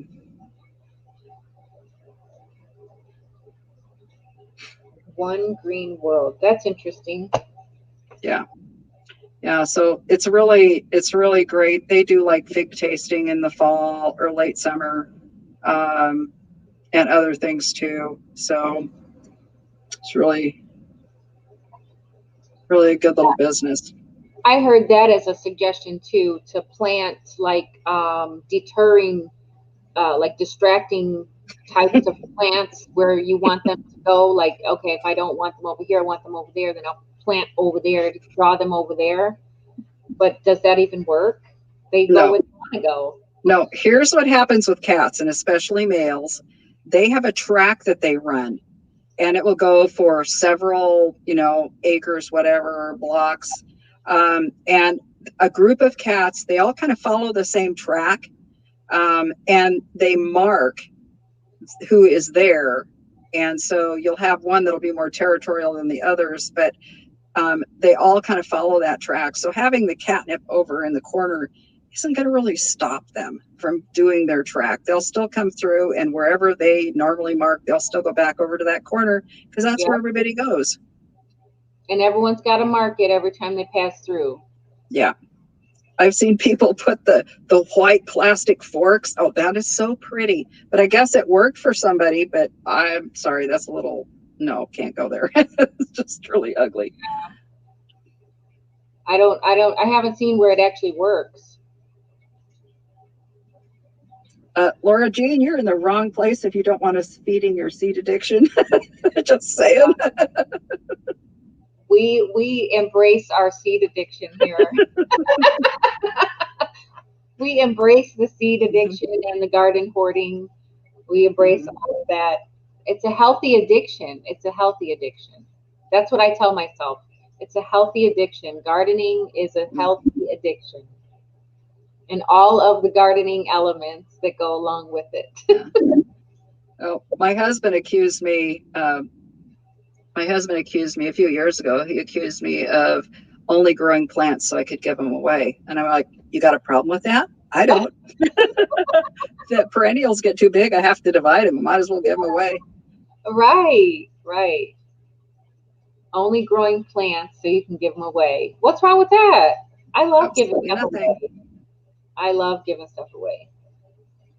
He said he grew catnip last year, and his friend said I have to grow it again this year. Huh. Yeah. If you want to grow catnip to use as an herb, because it is an herb, you can make tea out of it. It helps with muscle cramping and that kind of thing. It's my understanding. You can grow it in a large container or hanging basket. And with a large container, you have to encase it in. You can cage it in. The cats can still get the stuff on the edges. They might even get up on top and lay on top, but at least they won't be, chewing it down to the nubbins or pulling it up out of the ground as I've seen them do around here. But I have a friend that grows like she has 3 hanging baskets that she grows catnip in that work really well.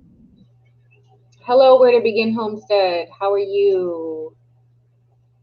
We have tomatoes and peppers, plants, and so many of them. We have to give some away, or we will only grow tomatoes and peppers. I feel you, because I think I've started over 100 pepper seeds. But that is, with that in mind, that I'm going to be giving some away, and because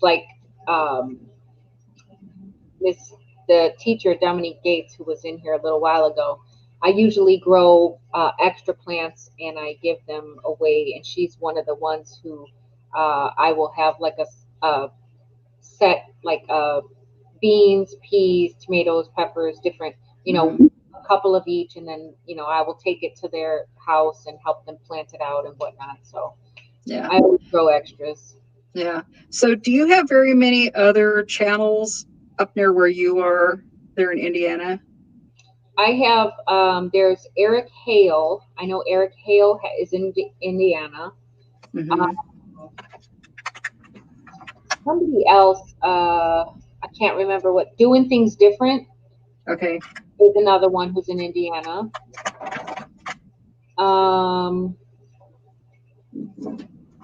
Mulberry Branch. Oh, okay. They're in Indiana. Yeah, they're great. Yeah, she just made her 1,000 subscribers. I think she's going to do her live this Wednesday. Excited for them.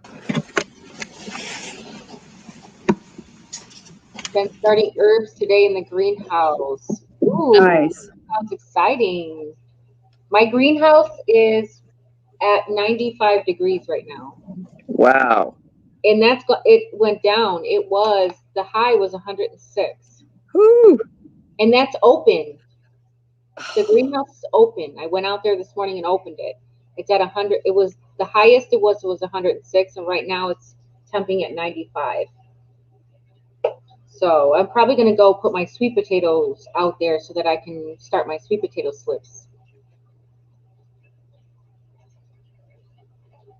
I grow beautiful bean vines, but it gets too hot for the blooms. Oh, Yeah. you got to grow them early, or make sure, or maybe make your beans a fall plant. Beans don't mind a little cool weather. They don't have to have it too hot. Yeah. Beans do great in the fall. Last year here, I just had this nagging hunch that I should get my beans in like April 1st, which normally we don't plant beans until like later in April, like several Okay. weeks later, because the soil's not warm enough here traditionally. And I did these purple Italian beans that were just wonderful, and they just came up, but they grew like crazy. And I was like, man, I wish I would have done all my beans then. But yeah, so soil temperature, that's the other thing, you guys, for your spring garden. You can get one of those little $5 meat thermometer things and use that for your soil temperature. It only needs like 4 to 6 inches in the soil, tells you what the temperature is. That's going to tell you if it's time to sow your seed, or if you're doing transplants like tomatoes. They get cold feet and they're going to stop growing Yeah. until the soil warms up. Yep. They will get stunted. Hmm.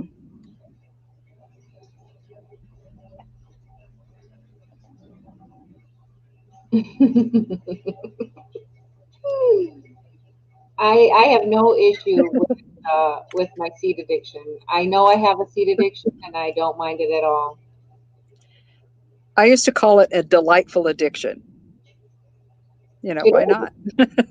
Do you start your sweet potato slips in dirt or water? We are trying both ways this year. I am also trying both ways this year. I have not done sweet potato slips before this year, so I am doing that for the first time this year. And I'm doing it both ways. I have one potato in a jar with the toothpicks, the traditional way, and then I have two potatoes in soil that I'm trying to sprout that way. So I'm doing them both ways as well. Hmm. Still getting frost right now. Yes, we are too. I think the low last night was 34, but 2 nights ago was 18.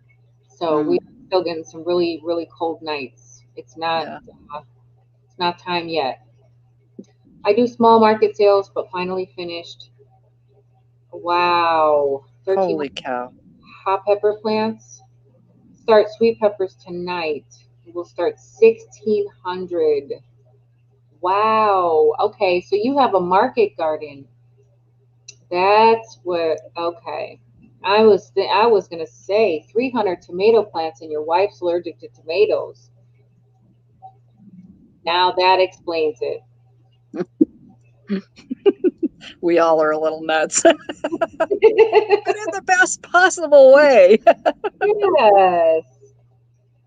I need to get a better greenhouse.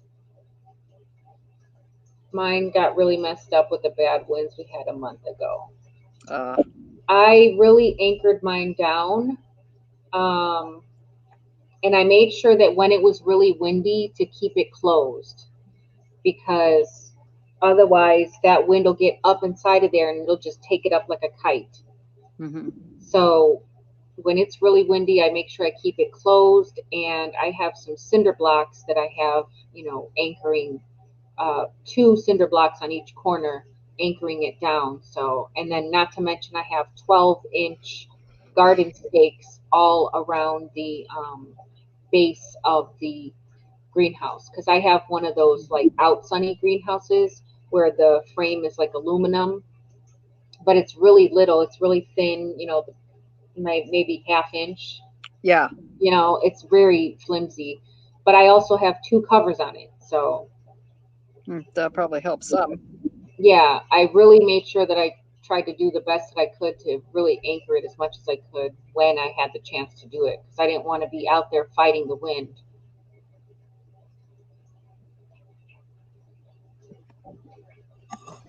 Yes, you know, there's also a self-pollinating cucumber. There's a couple of self-pollinating varieties of cucumber that you can grow, that people grow specifically in greenhouses. Are peppers self-pollinating? Yes, they are. Generally speaking, they can be visited by pollinators, though, but it's rare. And it's the same way with tomatoes, too, you guys.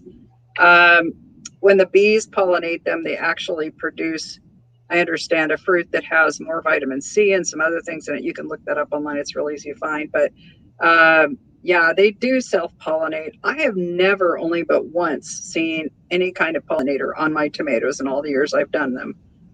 So I'm just saying. I see a lot of bees in my tomatoes. Do you? It's funny. I see them on everything else but the tomatoes. I see that the cucumbers, they love obviously the cucumbers Oh and the yeah, squash. and it's always those little tiny bees, the little baby ones. Mm-hmm. Those are the ones that like the tomato plants. Yeah. Maybe That they could, don't know better. yeah, that could be a regional difference too, Yeah, because we don't have the the same same types of thing. native pollinators up here as maybe you guys Right. do. So, and I still have great pollination on my tomatoes. Factor in buying a new wind canvas or new canvas for wind damage every year on the greenhouse. Okay. Mine held up really well. I have to say that. For the cheap little greenhouse that it is, it was, you know, a little over $100. My husband got it for me for my birthday because he asked me what I wanted, and I said that that was what I wanted, was a greenhouse. And I picked it out, and I said, you know, it doesn't have to be an expensive one. I just want something, you know. So I that was what I got, and it was probably $120 or something. But I have Mm. to say, I'm really, really pleased with it. And it might have been all the modifications that I did, but I'm definitely pleased with it, and it's held up. And Mhm. I will make more modifications because it did not retain heat. Oh yeah. So when it does get uh, up to that 106 degrees. Tonight, when we get down to like 30 degrees, the greenhouse will also be 30 degrees. So it doesn't retain any of that daytime heat. And that's what I need it to do without having to run electricity to it, you know. Mhm. And I've looked into it, and you know, there's different ways to do the thermal mass heating with the, you know, the black water barrels. And Mhm. I did try to do some compost in there, and that didn't Yeah. do anything either. So One of the things that the greenhouse growers here do is that they'll have two layers of plastic with air blown in between the layers, and that produces a good barrier that helps to keep the temperatures up too. So, air is a I really don't, good insulator. mhm, Oh yeah, yeah, I remember that storm with all the winds and the trees mhm, coming out. I remember that storm. yeah. That was We pretty. get some we get some heavy winds here too, more than people realize, coming in from the Columbia River Gorge and also from the Pacific Ocean. And then this winter, we had some heavy winds coming through from the Northwest Pacific Ocean. Just crazy. We've had 90-mile-an-hour winds come through this neighborhood, so it gets scary. And you Yep. greenhouses don't last those very easily. Wind here is a weekly event. Yeah. It's just, It was windy yesterday and today. We mhm. have a gale wind warning actually today. So Oh, did you? That's, yeah. we're really close to Lake Michigan. So Hmm. Oh yeah. So Drops lives not very far from me. So yeah, he gets worse winds than I do. But I'm pretty close to the what they call the gateway to the Columbia River Gorge here in Portland. And it's beautiful, but boy, is it windy like all the time. Yeah. So where to begin homestead? You said the barrels in the greenhouse doesn't really help keeping warm much. Yeah, I was thinking about that. You probably have to have a ton of barrels just to heat a small space. And my greenhouse is not really that big. It's I think like an 11 by 7, 11 feet by 7 feet. So it's not a very big greenhouse, but it's a big space to have to keep warm. And I wasn't going to go the barrel route, but I was thinking about the double layer. Right now, I have a double layer on the greenhouse, but the layers are not separated. They're like right on top of each other with no space in between. So next year, I think what I'm going to do is I'm going to get some PVC and I'm going to create a separation between the layers. And even Mm-hmm. I might not run a fan in there to separate, to air to do that, but I think just a little bit of the separation might help in insulating it a little bit better because of the air between the two layers. But I Oh won't yeah. know until I try it. But I did see on a few people's channels that I had been watching like years and years back when I first started really researching whether or not I wanted to get into gardening. They're like hoop houses that they built Mm-hmm. and having a double layer and just space in between the layers, not necessarily running the fan in between there, but their hoop their hoop houses did stay pretty above temperatures that were That's pretty outside. cool. So, Yeah. yeah. Britain Farm Homestead, I noticed he mentioned that about the geothermal tubes, and I just saw a video on that. And some guy's like growing citrus fruit in a really cold area. Like I think it's in, I want to say Utah or Wyoming maybe Utah, somewhere Okay. like that. And I was just stunned. I guess I'd never seen it in all the things I've done. Because I generally worked around traditional greenhouses for growers and things like that. So I wasn't so tuned into that, but that was really a great idea. I hope that works. We want to see what that turns out Yeah, like. definitely do some updates on that if you're going to be doing that. I would love to see if that works and how well it works. Yeah. Small ventless gas heater. Oh, that's true. Okay. Yeah, Yeah. I even tried to put the what's it called? The terracotta pot heater in there Yeah. with the Crisco candle. I made a homemade Crisco candle and it burned. It burned for days and days and days, but it didn't heat the greenhouse at all. So, Yeah. So, drops, is that regular greenhouse um, fabric, the film that they're using on greenhouses is a commercial grade greenhouse film that you're using on your greenhouse?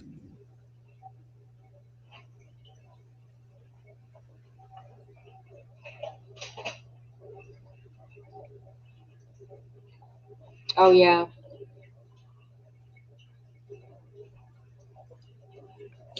Planted a cinnamon seed. Huh. Interesting. Hello, Citizen Guardian. How are you today?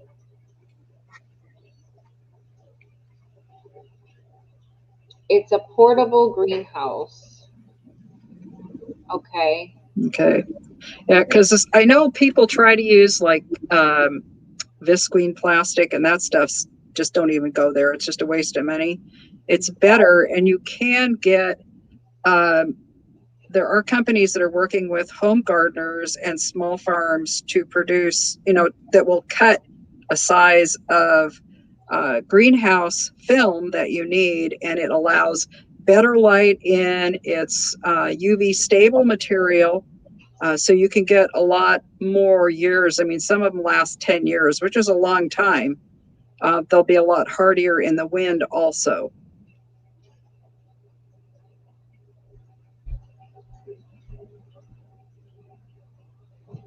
Yeah, that's, yeah. Totally wrecked, and my pool liner got torn. Trees were down all over. Wow. Wow. You know, I watched a channel. I think his name is Farmer G, and he was making panels for a greenhouse, and basically he was just framing, you know, kind of like the size of a window, and then he was putting the plastic on there. So he was essentially making like a plastic window, you know, with the plastic 6 mil plastic. So he was using 6 mil plastic, and he was framing and making like panels and Hmm. making a greenhouse like that. And I was like, wow, that's pretty cool. Like that's a really neat way to do that, because then depending on how thick the wood is that you use, you can put 2 layers of plastic. You can put a layer of plastic on this side and a layer of plastic on this side, kind of like what a double pane window would be. And Hmm. you know what I mean? Just square it out and make a greenhouse Hmm. like that. And I was like, that's pretty genius. Yeah. I The had, one wheels were spinning. the one thing you'd need to be careful of is that when the wind blows, I mean, the plastic will move, and if it's just stapled in there, if it's not like rolled or whatever, it can tear out.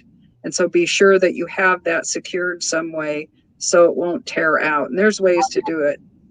Just, Mm-hmm. Doing well, thank you. Glad that I spotted the stream a little late though. Oh, you're fine, citizen. It was like a sporadic thing that I wanted to do. I just wanted to get on and talk about some tips for the month of March, and just to kind of coincide with the spring planting series I was doing. I don't normally go live a lot, so I just was trying to feel out a time slot. That's all. yeah. Basically, you have to build a permanent greenhouse if you want it to last. Yeah. I think that's almost true anywhere because we all have weather of some kind. Yeah. It's just better to spend the money. I know people that have bought the Harbor Freight cheap greenhouses. Like Jess and Maya had a deal where they said, "Yeah, we bought this thinking it would last. Spent more money trying to make it last than Right. they ever should have. They should have just bought the big greenhouse in the first place, the real That's one." it. After you get the cheap greenhouse, then you're spending money to try to make it what you want it, what you need it to be, when Hmm. you could just bought the one that would have Yeah, been what you needed it to be. yeah. Yeah. The, one thing I have really liked, and there's a couple of different versions of this. There is the Little Farmer's Farm over in England. He uses trampoline frames from dead trampolines and I've, uses those for the hoops, and basically builds like what uh, Zach Stivers does with the cattle panels, okay. except for because he uses the cattle panels for the hoop, Right. um, and they make beautiful little greenhouses that are not expensive to build that way because you can use Okay. scrap lumber, all that kind of stuff. It's a really great use what you have kind of thing. So that's another So thing. does he separate the hoop on the trampoline? Like, The I'm trying hoop, to picture that. the hoops, it's basic because they're big. If you've ever seen those trampolines, they're big. So Yeah. you just take half of the hoop. Okay. Yeah. So I don't know how many he has, but he has a video on how he made it. And I recommend that you go over to the Little Farmer's Farm and look at it. He's a great guy, a lot of fun. Um, and he'll answer any questions if anybody has any questions.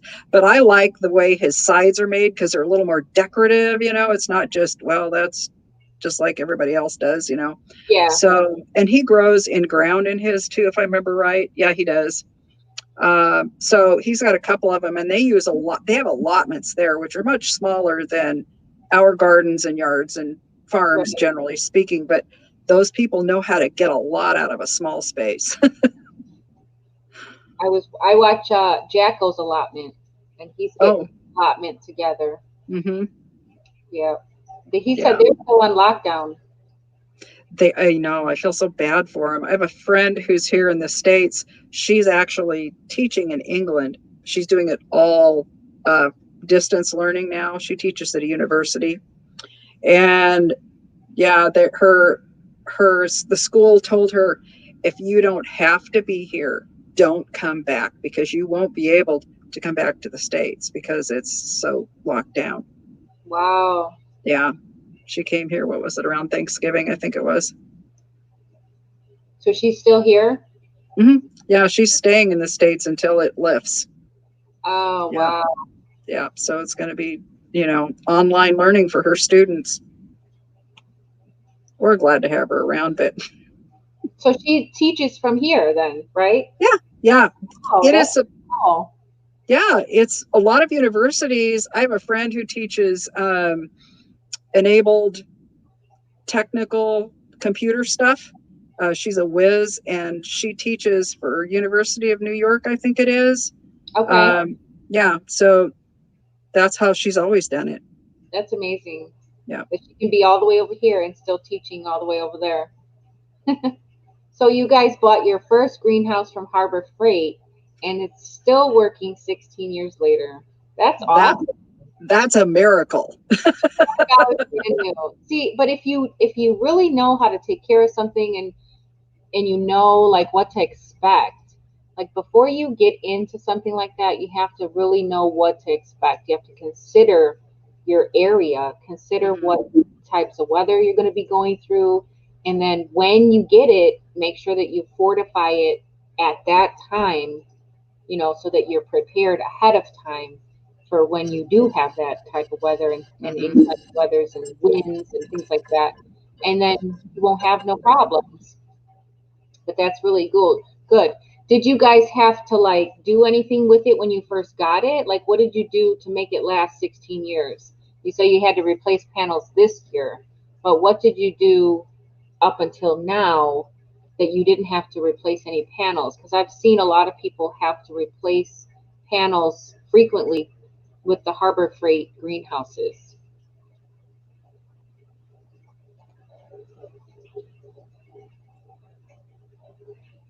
Homesteading and prepping should be hand in hand. The apparent tension is confusing me. I think I can probably answer that if I may. Yeah. There's two different kinds of prepping. There's like people in places where they have hurricanes and things like that. They have to prepare for any circumstance. We all should really be doing this because we never know when a disaster is going to strike. So you have those that prepare for that kind of a situation. Then you have the preppers that are like the super preppers that are preparing for the end of the world almost, I would call them the extreme preppers or doomsday preppers, whatever. They have a lot of valuable information, but they're two different kinds. I mean, even me here in urban Portland, I prep. I have to. I have a certain amount of medical equipment I keep. I have my food, my seeds, all those kind of things. Plus, you get skills. It's always good for us to be prepared, no matter if we're living in an apartment or whatever. Just do what we can the best we can, and that'll help us to make it through easier. Yeah, I agree. Does that make sense? Does that help you, citizen gardener or guardian?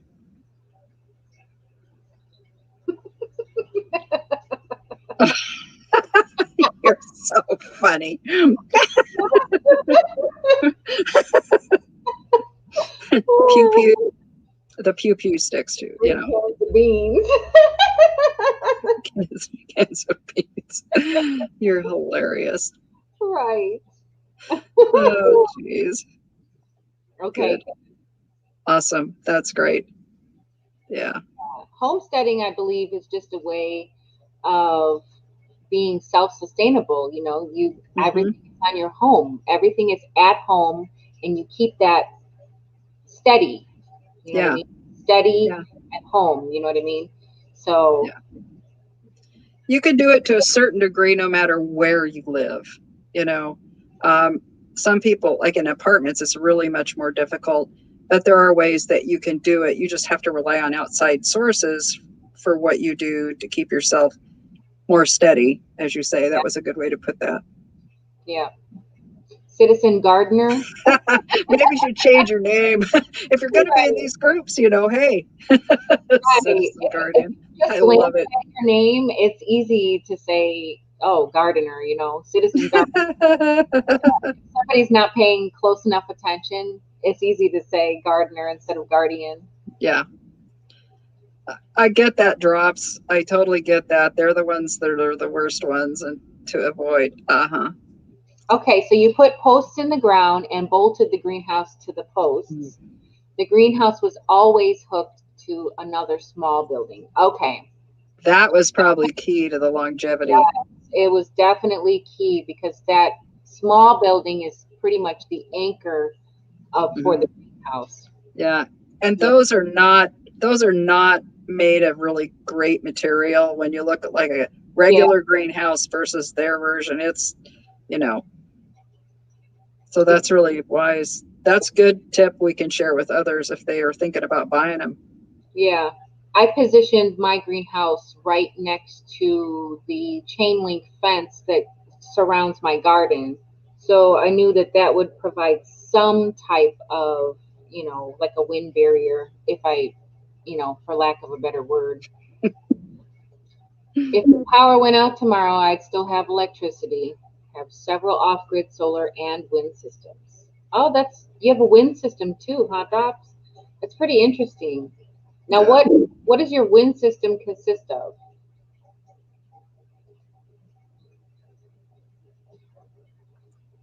It would not be fun to go get water, but it's close by. Yeah.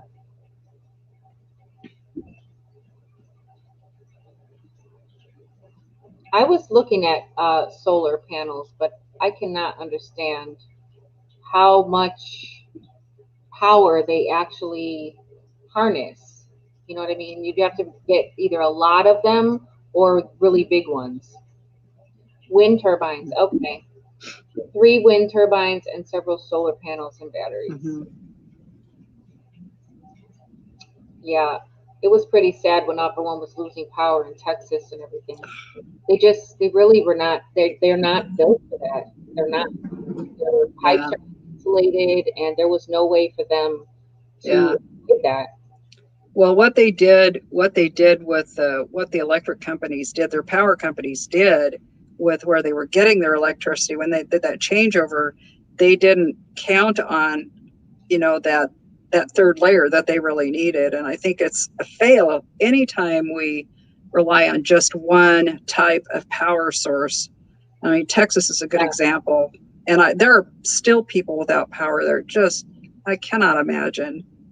And they knew about that in what is it, 2012? Yep. Knew about it 6 years ago.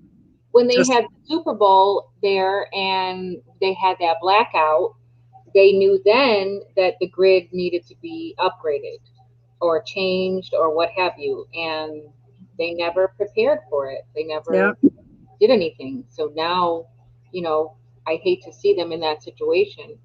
Yeah.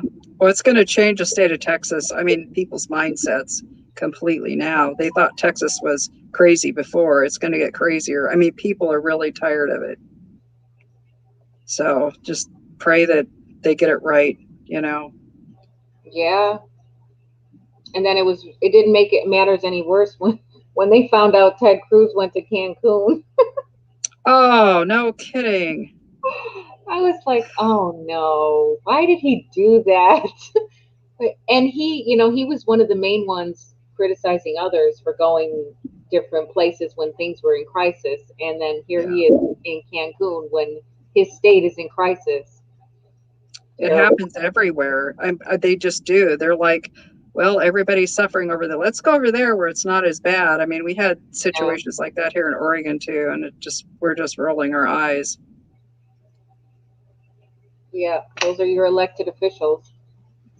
Yeah, disconnected from the rest of the world. Mm-hmm. It's almost like they live in a bubble, I swear. With a 1,700 kilowatt wind turbine. Okay. Mm-hmm. Here in South Africa, we get plenty of power outs on a frequent basis. It's called load shedding. Oh, With yeah.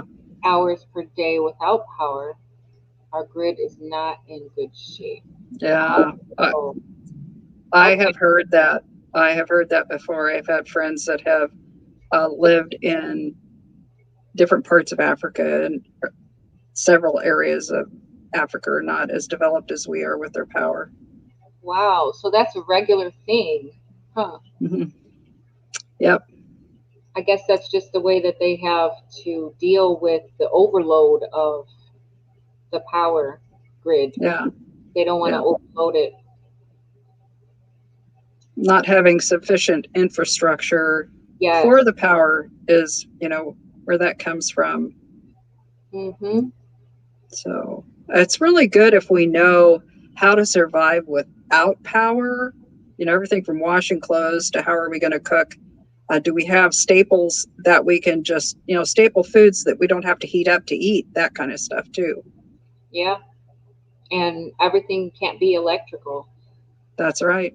Everything can't be like electric can openers and electric this and that, and then you've got a whole cabinet full of canned goods and your power's out and now you don't have any way to open those canned goods because your can opener is electric. Yeah. You can open a can without a can opener too. Oh just yeah. just on concrete, like on the edge of a concrete curb. You turn it upside down and you just rub it until that ring around there is Loosen free, and you can and open it peel up. it, right, and then you just peel it That's off. that what they somebody called it, the bum's way to open a can. Hmm. The old bums, that's how they used to do If it. it works, it works. Yeah. You got to find a way to make it work. Candles, making candles. You can make candles out of Crisco. I always have a big thing of Crisco in the Hmm. cabinet. So, and all Yeah. you do is you just stick one of those birthday candles inside of a big jar of Crisco, and it'll burn for hours and hours. Hmm. Yeah. um, Also, olive oil, you can make like a jar, get a jar, put some olive oil in it, and there's a way that you can make it's like a curved, a wire holder for a wick. A wick. That thing will burn for a long time. Yeah. Yep. You just get yourself a cotton T-shirt or a dish towel, and Hmm. you know what I mean, something that you're not going to use or that you can spare or sacrifice, and you just put that in there, wrap it around the wire, and it'll hold that in place, and then you Yeah. light it, and Yeah. it'll burn for hours. Yeah. Yeah. You do need a solid base for that wire. So you use the wire to make the base and then Right. curl it up and around. And it's really pretty easy to do. So there's a lot of ways we can do that. We've gone from gardening to prepping. Right. Okay, shall we digress? Hey, Gail, good to see you in here. Can you make candles out of homemade lard? I would Probably. say so, yeah, because it's an oil, it's a grease, it's an oil, it'll Yeah. burn. So it might not, it might have a little bit of a different scent than your regular Crisco or vegetable shortening, but if it will burn, it will burn, and I'm guessing it will burn for a long time. Gail, how are you today? The Rusty Pepper, how are you? Hope you guys are Um, having some good weather. Regarding lard for candles, look up tallow candles, Tallow. There's ways you can make them. It's, I guess it's one of those things, again, not too, it's one of those lost art things that we could do if we have um, If the you're in a resources for them. You could make them and probably pop them in the freezer, whatever, store them someplace cool. mm-hmm. Another thing is that mullein, which we use for medicinal, the mullein plant, Verbascum thapsus, that has the big fuzzy leaves. It gets the big tall stem with the yellow flowers on it. That stem is also something that's burnable, and there was not that it could be used for candle. There was other things that could be used for if you were outside and you needed to use it, because it does burn really well, and it's a pretty substantial stem. Okay. I didn't know that. Yeah, there's a great, is it the herbal, not herbal Yeti? Maybe it is. Anyway, it's pretty easy to find out that information too, but you might check that out. There's a lot of plants that we have that we can actually use for different Oh, things that we don't realize. yep. Used to make candles when I was a kid, growing lavender and stuff to make soap and stuff. Oh, Hmm. that's gonna be some good smelling soap. Lavender. Ah, Yes, even oranges can work for a temporary solution. I did that before too. The oranges, I've done that. I've used an apple before. Oranges, I know is works better, but the hmm. apple thing was just decorative. It wasn't like a Yeah, emergency type of situation. It was just something decorative. But the yeah, orange definitely would last a lot longer. yeah. We were talking about mullein. Mullein is actually a biennial. So the first year you get the rosette of the plant, let that grow nice and big and lush. And then the next season, you'll get the flower stem that will then produce the seeds, and you'll have that beautiful stem to use. Um, and you can harvest, I mean, you can harvest the leaves off of it anytime, but just make sure that you don't over harvest it so it has something to feed the roots so you can have those flowers. The flowers are edible too. Hmm. They get really tall. Those mullein Hmm. plants. Yeah, they get really tall. I have a couple of them on the property, and it was. Yeah.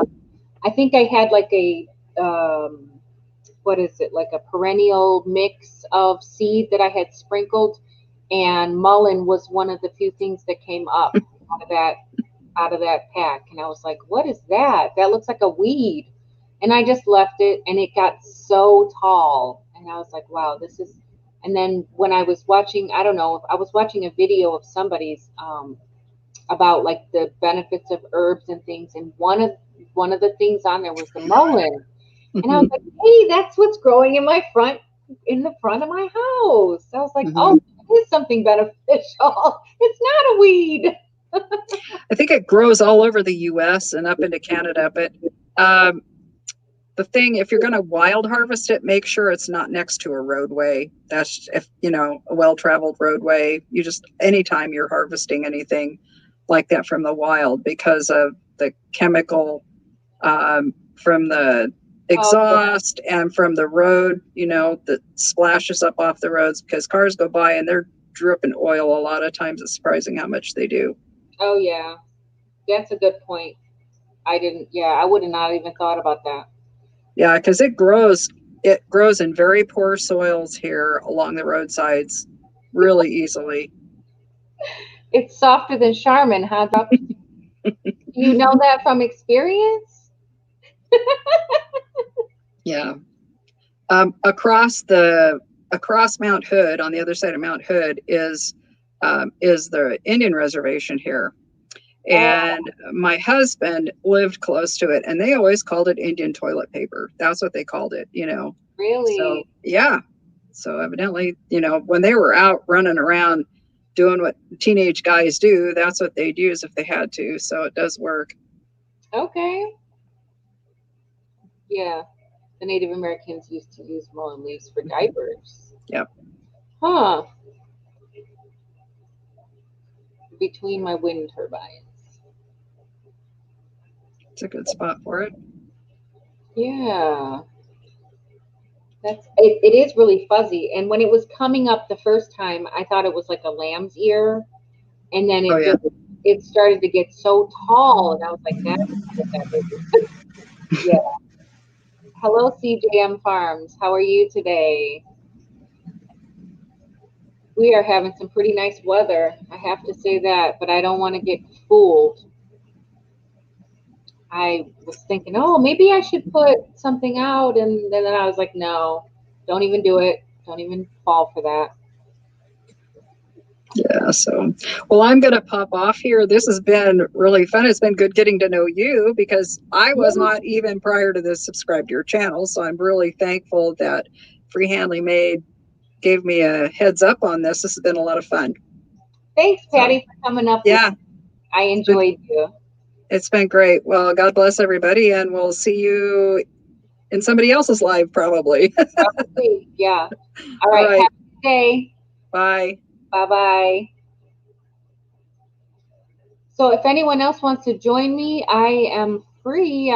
I don't have to leave if you guys want to stay on. I know I've seen a few people coming in. So if you wanted to come up, you can. It's fine with me. I don't have anything better to do right now.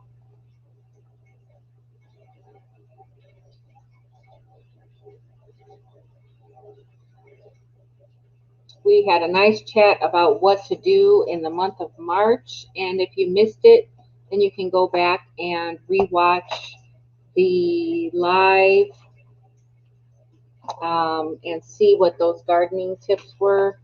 I'll quickly put some banners up so that you guys can see what we talked about. So we talked about starting seed.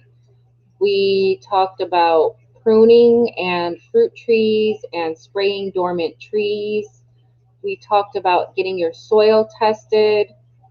We talked about up potting your container plants into bigger pots. And we also talked about root pruning.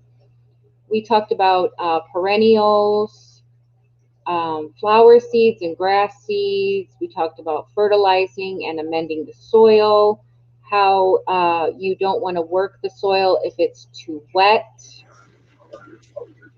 So we talked about quite a bit, and then we talked about a bunch of different things in between. Hello, it's the Rusty Pepper. Just Pepper. Rusty's the dog. It's Pepper from the Rusty Pepper. Yes, I'm just the mama. How is Pepper? I mean, how is Rusty? Being Rusty. I just got done throwing his blankets back over to his living room bed. He's got blankets here in the house, in the front room, and he likes to put them between my wheels so that when he wants to go to the bedroom to lay up on the bed, he can do that because I can't move. But then I look down and I see the blankets, and guess what? They go that way. He's so smart. Yeah, he is. My dog's pretty smart too. Last night, during Gail's chat, he decided he wanted to talk to us. Oh, That was I had to put mine outside because he will come. He doesn't like for me to sit in the computer chair for a long time. He comes and he puts his paw on my leg and he wants me to get out of the chair. And I'm like, Zeke, you're not going to do that to me. So I had to put him outside. my kid prefers me to stay in the chair because then he has to come and get me up off the floor. Oh, yeah. Yeah, so. Rusty is rotten, Gail said. Yes, she knows. Yep. He's my rotten kid. I just subbed Gail. Thanks for sharing. Oh, hello, Growing with Donnie. Yes, we did cover a lot. We went over a lot, and we just kind of had a casual conversation about what you guys could be doing in March and before, things start to come out of dormancy and before you start putting. Forgot to shout you out, Aunt Indiana Bagger Garden. Oh, thank you, Drops. Thank you very much. Still fairly new around here, not sub to everyone yet, and haven't watched everyone yet since this time of year is a bit busy. Oh, Mackenzie, you have time. You definitely have time. There's so many good gardening channels. Gail always does a lot of shout outs for different channels. You should watch her shout outs. She always has some really good channels to shout out. Drops. He always has good channels that he shouts out. I always like to watch all the shout outs because that way I can get to know new channels. Oh, yeah. It's helpful to watch the shout outs. What was Patty's channel? We have a similar growing zone. Patty is the tinkerer's wife. Can you put Patty's link up, Gail? The tinkerer's wife, that is Patty's that's Patty's channel. And she is very knowledgeable in the gardening community. So she's definitely somebody that you can watch and learn from.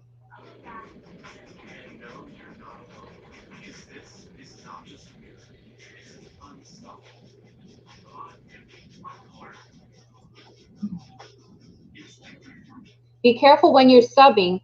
If you decide to sub to anyone's channel, a good thing, rule of thumb is to make sure that you watch at least 2 of their videos and make a comment. That way, the YouTube algorithm will pick that up as a subscription. Otherwise, a lot of times they will drop you off of the subscription list because you haven't watched any videos or you haven't Yeah, if you don't comment, they look at you like you're a bot. you have to comment and watch a couple videos for your subscription to stick. So that's Yeah. just a good. Whose channel is doing the shout out collab? Gail Southern Living. She does. Shout outs. So she does a lot of shout outs. She's She doing good the at it. she's doing the collaboration for the Tractor Supply gift card, and she has a couple of channels. She has a short list of channels. The Rusty Pepper is one of those channels, um, and a few others there's on that list. And if you go and watch those channels and subscribe to those channels, then you are entered in for a $25, I believe it is, Tractor Supply gift card. So, She wants you to comment at least 2 times. right. Comment on 2 videos Mm. and subscribe, I think. And then you can be entered into the drawing. Even if you're subscribed, watch 2 videos per channel Right. and comment. Yes. So head over, Gail, if you want to put your link up, you can go ahead and put your link up, and then everyone can go over to Gail's channel and see that list. Maybe put that particular video up, Gail. That way they can go right to that video. Yeah, and have fun. Yeah. That way they can get to that video particularly, and then, yeah. That's trying to meet more people and getting to know more smaller channels. Thank you. No problem. That's what we're here for. To help each other grow. Gail is awesome. Yes, she is. Gail is all about helping others. Yes, she is.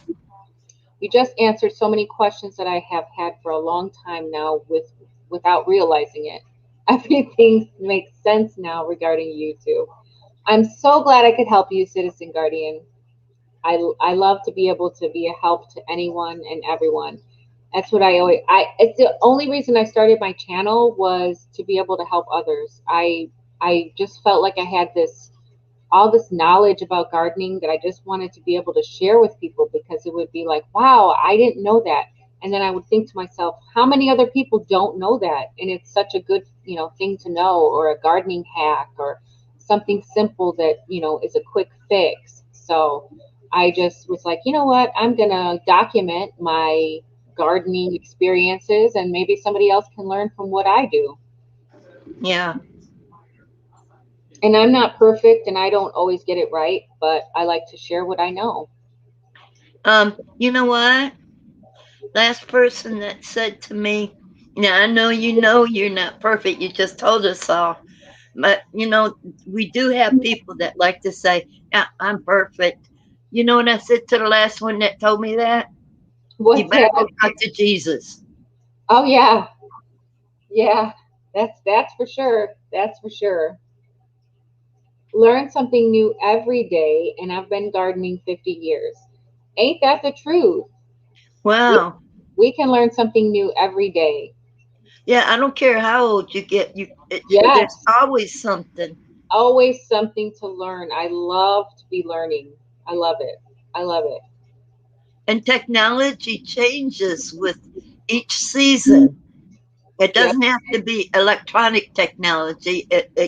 It's just Yes. nature, the way things go. Wanted to meet new friends. And that is something that I have done this year as well. I have met a lot of great channels, a lot of great homesteaders, a lot of great preppers, a lot of great gardeners, crafters.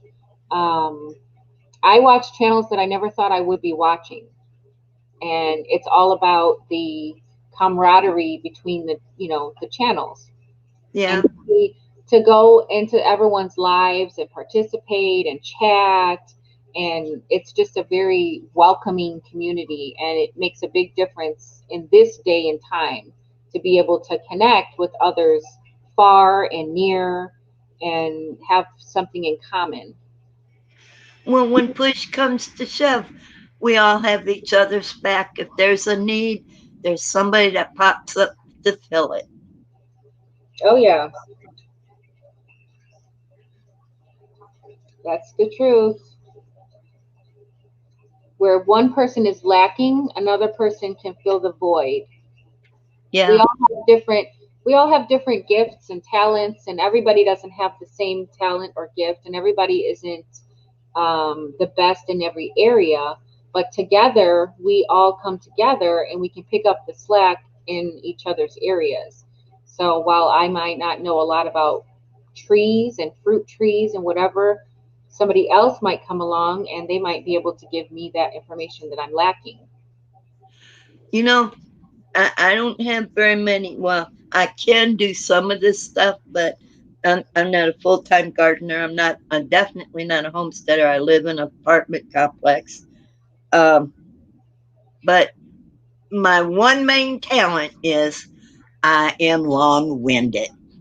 Yep, Oh, yep. yeah. I am Drop long said winded. he knows everything, Pepper. Huh? Drop said he knows everything. Who says he knows everything? Drop's Family Garden. He said he knows everything. You better go talk to Jesus. Drops is very knowledgeable, though. I do say that. He has dropped some things that I have learned and I have appreciated. So, Drops is definitely somebody to have in your community to share knowledge with. Yeah. Y'all know much more than I do about gardening. I haven't gardened for, let's see, I had my own little homestead back in the 90s. I had some sheep, little garden, uh, a few goats, and I had 37 Barbados sheep, 5 goats, and 3 dozen chickens. And I got sick and had to give it up. So, anyway, but it was fun. I had it for 3.5 years. Miss it, miss it terribly. But Yeah, I'm 71 years old. They said I can't do it no more. Somebody lied to them. right. You can do whatever you want to do as long as you have the energy. Yep, When there's a will, there's a way. I have to when I go outside and I want to do something outside. I got to lock Rusty up in the house because I got to crawl around on my hands and knees, and if I do that, he's in the way. Hey, son. Hey, Emma at Sunny's place. Uh, Pepper, Gail said you need to be long-winded in your videos because you need longer videos since you like to talk. She says since you like to talk, you need to get long-winded in your videos to make them longer. She needs to help me prepare what it is I want a video, and she knows. She knows what it is. So, Drops, how is your jicama doing? How long does that take to grow? Is that like 100 days or so?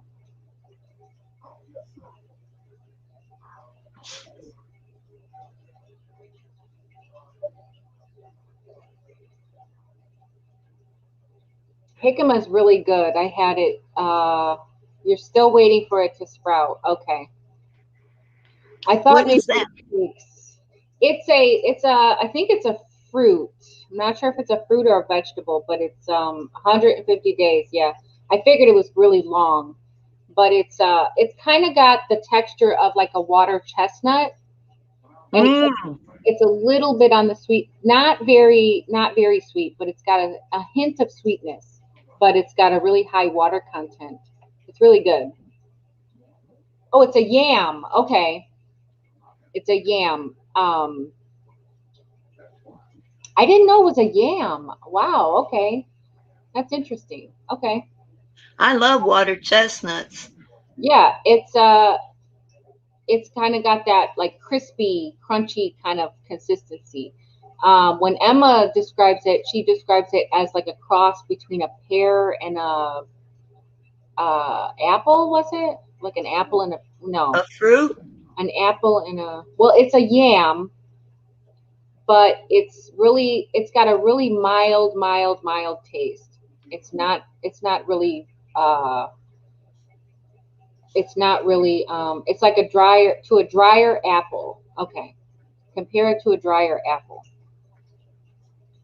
But if you put something on it, like I like to squeeze like lime on it or the little chili powder on it, it's really tasty. Look I into love the water chestnuts because I like Oriental foods, and that's where you put most of your water chestnuts. mm-hmm.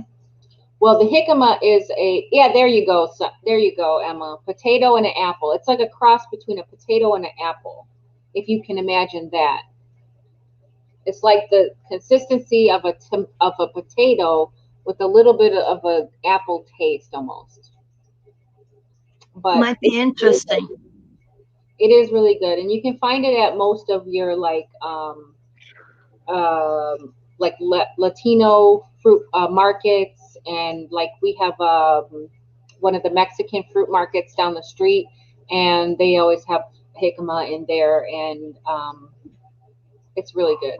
I just know it's really good. The closest we come to Mexican market is Fiesta, Okay. almost to Houston. Wow. So it's Yeah, yeah. it's way out of the way, and we got some really nice Mexican restaurants out here. You would think they would have a Fiesta closer. Cucumber and mango slices with lemon and chili powder. Oh, that sounds really tasty. That That sounds sounds interesting. mm-hmm.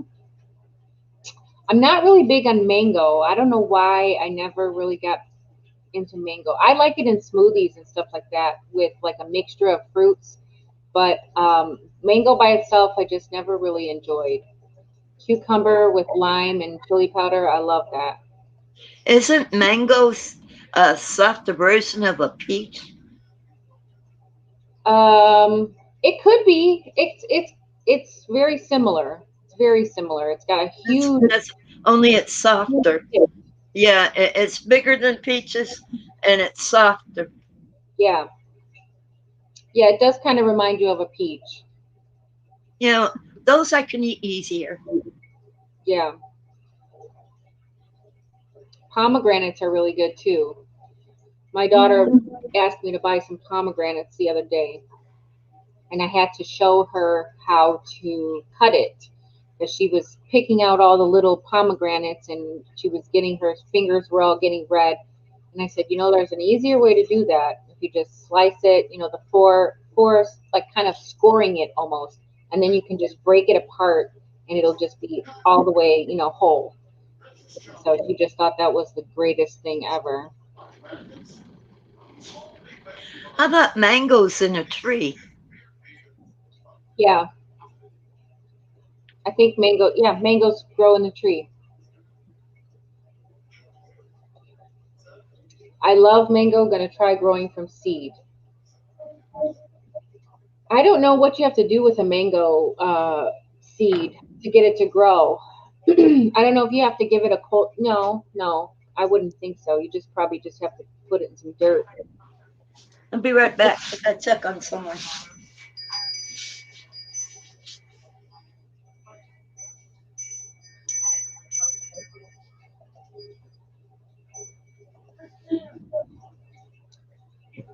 So what are the temperatures where you guys are at? Let's see.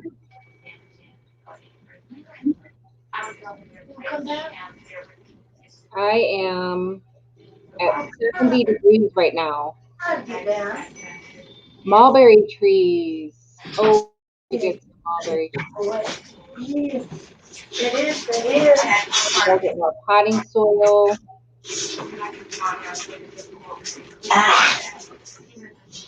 I turned too soon. Mango juice, but not the actual mango. That's interesting. I'm the same way with grapes. I um I I like grapes, but I don't like grape juice. Or I like grapes, but I don't like making flavored grapes. 74, Gail. Wow. What is Rusty. the temperature in your greenhouse?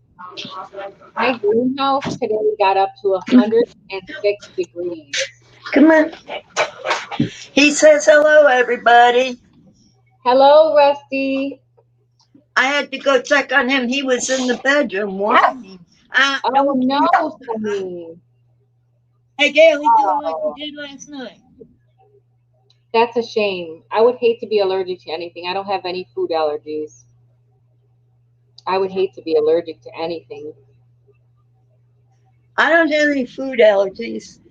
My daughter, when she was very little, she was allergic to eggs. She had an egg allergy, and Oh, wow. she since has grown out of it. But she did have an egg allergy. None of my other kids ever had any food allergies, but I just think food allergies are so bad. She just vented it. Yeah, that's with it open. I went out this morning and I opened it, and even after I opened it, it got up to 106. So Wow. can you imagine if I didn't open it and if it stayed closed up, how hot it would have been in there? And right now it's still at 90 and it's open. I wish it would hold that heat. Hey, Gail, Yeah, I'm jealous of your temperature. You got 76. We got 20 degrees less than you. oh, you're only at 56? Yeah, Really? yeah. We're at That's 70. that's what it reads here. Oh, wow. Yeah, I let this come up on my phone so that I could, because I'm not a cold person. I'm not a cold person at all. Yeah, I don't like the cold. My I will. husband and I were just talking, and he said he wants, when the kids get old enough and they are all out of school and everything, he wants us to be able to leave for the winter and go stay somewhere warm and then come back in the summer when it's not cold anymore. Yeah, be a snowbird. That's what I was trying to think of what the term was. It's called snowbird, yes. Yep. Can't eat watermelon and cantaloupe. I used to love those when I was a kid, and now I can't eat them. Oh no. Wow. That's a shame. I love watermelon, especially in the summertime. I Watermelon love and cantaloupe. I love watermelon and cantaloupe anytime. Yes. Me and Rusty battle over a cantaloupe. Growing with Donnie, we were talking about my daughter being allergic to eggs when she was little. And Emma from Sunny's Place, she said that people who are allergic to chicken eggs eat duck eggs instead. And I thought that was pretty interesting. 8 dozen eggs in the fridge right now.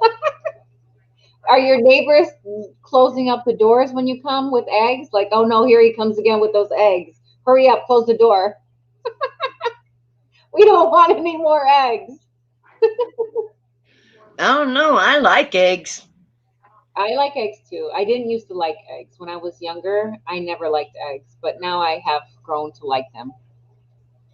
Main food craving when she was pregnant, and now my little one is addicted to watermelon. Isn't that something?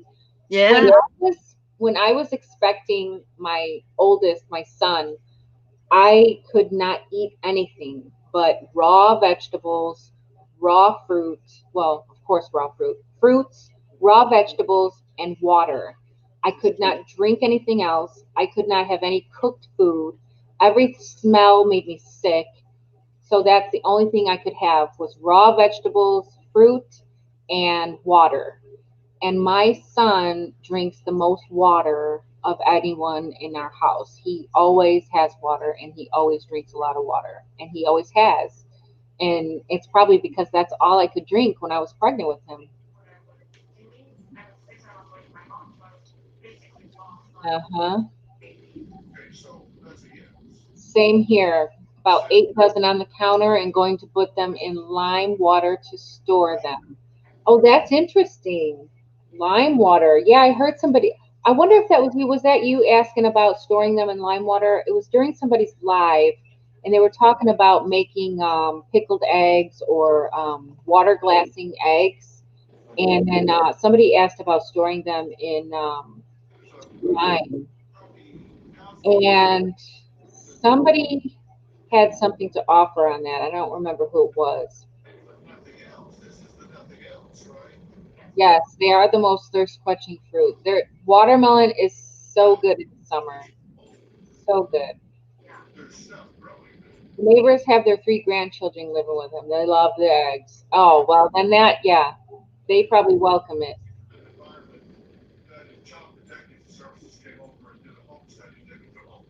Chickens and ducks are finally starting to lay. Yay! I heard that there are some breeds of chickens that lay all year round. I don't have chickens. There are some chickens that you can encourage to lay even when it's really cold. You add different spices like some chili spice or hot sauce uh, to their feed. You don't have to add just a whole lot, just enough. And it encourages it, it warms them up where they think they're in the hotter weather. The spices do the same with them like it does with us. In the winter, you can handle it. In the winter you can handle being a little chilly because when you have chili, like even a 3 alarm chili, you're warm enough you can go outside and not be bundled like you're in Alaska.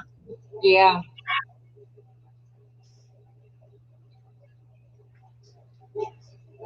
3 teenagers. Okay, Gail, you talked about water glassing too. I know I was in a few lives and they were talking about water glassing eggs.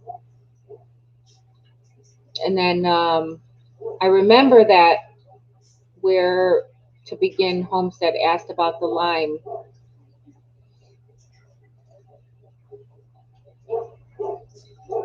Oh, I heard about that too, that the duck eggs are really good for baking.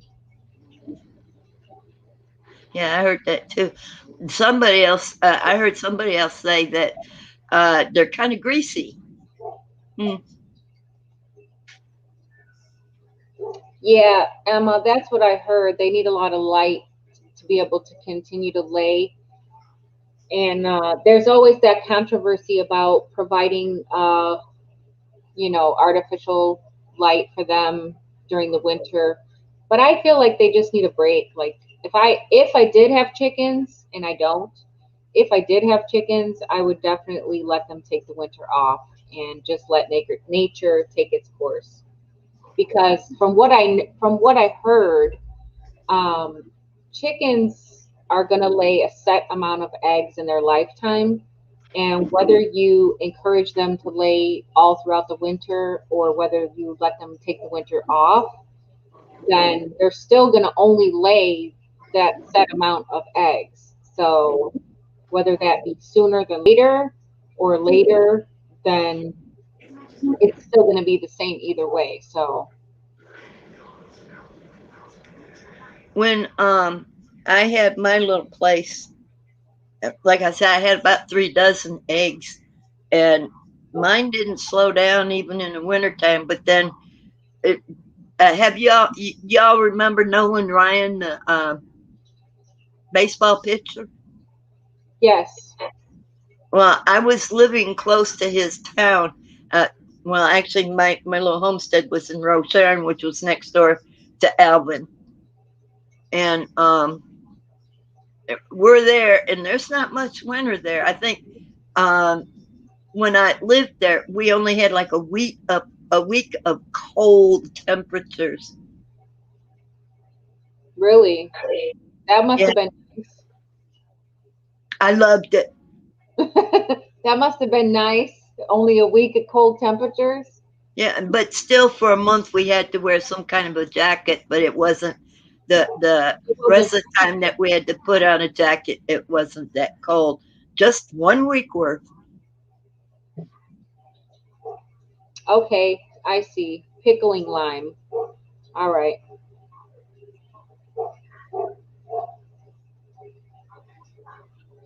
Let me let my dog in.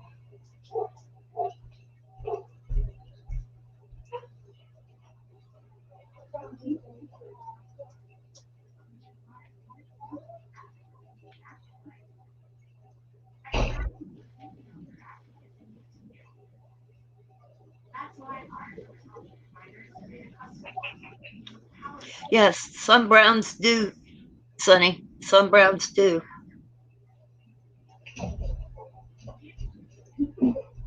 All right. All right. Good boy. Good boy.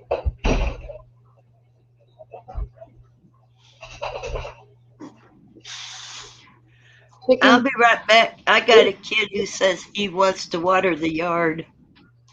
Okay.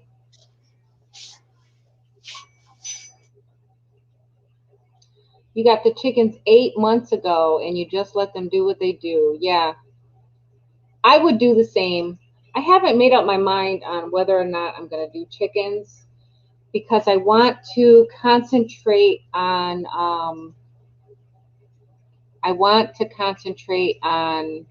breeding my rabbits. I got the 2 rabbits last April and I basically got them just for the manure because rabbit manure is considered a cold manure and can be used directly in the garden without composting it. So I was looking for ways to supplement fertilizing. I don't like to buy a lot of fertilizers. I don't like to use a lot of chemical fertilizers, even if they're organic. I don't like to use a lot of things that you buy in bags. Let's just put it that way. So I was looking for ways to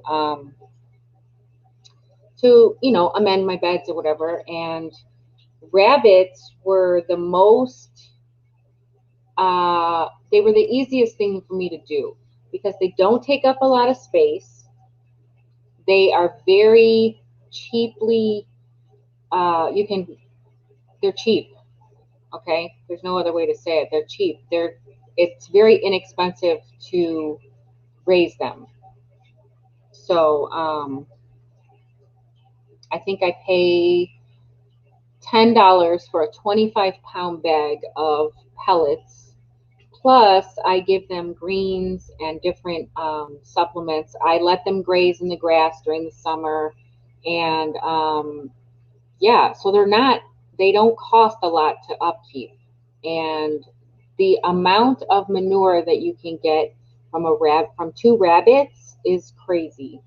Like I am about 2 25-pound bags full of manure, and that's just the manure that I've been collecting. There's a lot more manure that I was letting fall, below the hutch, and I'm just letting that pretty much compost and on the ground. Plus, I have a worm bin underneath the hutch, so I have red wigglers under the hutch in a bin where the manure can drop in the worm bin and feed the worms at the same time I'm getting compost, and it's like a system, but I was making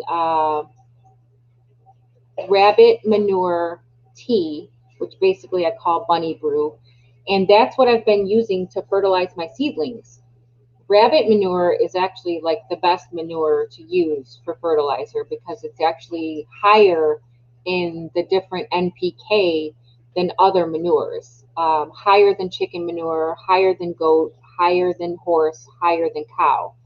Um, so when I learned that and I researched that, I said, you know what, I need to get some rabbits. So my plan is to breed the rabbits this spring, and then bunny brew. Yes, yes, that's what it is. It's bunny brew. So yes, garden Joe. That's it's if you I have a video. I believe I have a video on it. I'm not for sure. I'm trying to think. I know I did a video on the banana peel fertilizer.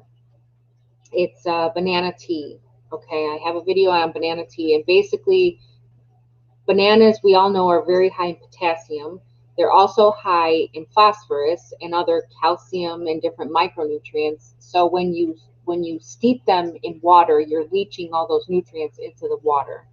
So I have a video on the banana peel tea, and then I also did a bunny brew video. So I'm just looking for ways to not have to buy fertilizer is what, that was my main goal. But yeah, I got a breeding pair is what I did. I went to a breeder who was local to me, and I asked her for a breeding pair. So she breeds rabbits, and she has like separate um, breeds or whatever you want to call them, families. I don't know. I can't think of the name right off the top of my head. But she has, I got a broken, which is what it's called. It's called a broken. And I got a harlequin. So they are a breeding pair. So just in breeding rabbits, though. I just want them for the fertilizer and their cuteness. Yes, Sunny, absolutely. You can definitely Sunny, Emma, you can just definitely keep them for the manure. Two rabbits produce a lot of manure. Definitely produce a lot of manure. So would have trouble dispatching. Yeah.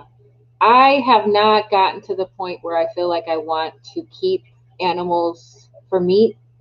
So yeah, I'm not into that just yet.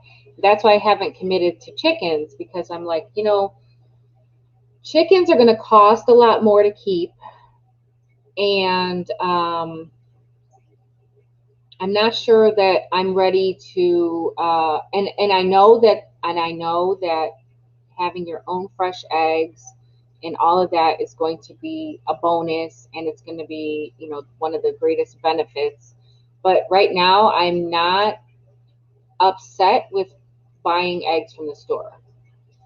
They're like $1 a dozen. And for me, that's just, I'm like, I'm okay with that. I can go to the store and I don't have a problem with the eggs at the store that I buy. And paying $1 a dozen is not an issue for me. So I don't think that I'm kind of just weighing my pros and cons, I guess you could say, um, with having to raise chickens and feed them and house them, and you know what I mean, and the cost to have to raise them and all that. And then, so anyway, I just said all that to say that I'm probably not going to get chickens this year because I haven't committed to that, but I am going to concentrate on the rabbits. So I'll probably breed them and I'll probably sell a few of the offspring, and then maybe I'll keep a couple or maybe just one, just to be able to start a new breeding. So I'll probably get another buck to breed with the offspring of the two that I have now. But yeah, that was pretty much all I wanted to say about that. I have 3 Holland Lops, and they are not meat rabbits. I sell the kits for 45 to 50 each and use their poop for the garden. I can go buy a dressed out rabbit for $10 at the store. Yep, definitely. I wish you weren't so far. I totally get a pair from you. Rabbits are so easy, and they don't even require a lot. You know what I mean? I've got my rabbits, and you know, they're in the sunroom right now, and they're in just some regular. One of them is in a regular rabbit cage, and the other one is in actually a dog kennel because I brought them inside the rabbit hut. I brought them in the sunroom out of their rabbit hutch for the winter because I didn't want to be trudging to the rabbit hutch in 3 feet of snow. They could have very well stayed out there because they are cold weather animals. They do like it better cold than they like it hot. So, and actually, in the summertime, they will. All right, Drops. Thank you for coming in. You stayed a long time. Thank you for hanging. Chickens scare me. Growing with Donnie. Rabbits are not, they're not as friendly as you would think. Okay. Are the rabbits potty trained? Potty trained? Are they potty trained? You can definitely train a rabbit. You can definitely train a rabbit to use a litter box. Mine have designated, they actually train themselves. Mine have designated like a corner of the cage that they like to use, and they just use that one corner. And in the summertime, they don't have anything in the bottom of their cage. It's all just the PVC coated wire, and it's very important that you get the right type of wire for them so that you keep them healthy, their feet. If you have a barn, Emma, or just something to shelter from them to get wet, just don't let them get, keep them out of the wind and out of the moisture, and they'll be fine. Cover the hut with a tarp or something, and they will be fine. They are very, very cold hardy. Fill their cage up with some straw or some hay. And basically what I've been doing is I've been doing like a deep litter method for them, just the same as you would in like a chicken coop. If in the wintertime you just pile on fresh straw on top of the old straw, and when they litter that, you pile on fresh on top of that. And underneath it's composting, so it's creating heat. So when they're, laying on it, they stay warm. Do they stink? No, they don't stink. If you have them inside, they can get stinky if you don't stay on top of the litter. But when I have them outside, the litter falls through the cage, so their cage does not stink at all because it falls right through and out, and it's dry. The manure is like little tiny pellets. They're little like balls, and yeah, as long as you are not keeping it in an enclosed area, then it doesn't stink at all. No. Makes excellent compost. Yes. Do you have to buy anything for rabbits other than food? No. Other than their pellets? No. They don't need anything else. You can strictly feed your rabbits pellets if that's what you wanted to do. In the warmer months and even during the winter, I feed them like the tops of the strawberries. Like if I cut the tops of the strawberries off, I give those to the rabbits. If I have a bunch of cilantro that I have not used and it looks like it's on the verge of going to waste, I'll give it to the rabbits. They love um, they love herbs. They're very good with greens and herbs. So love the rabbits, but hated dealing with them in the winter. The water bottles freeze.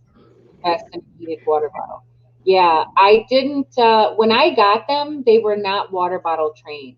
So um, my rabbits drink out of a water bowl.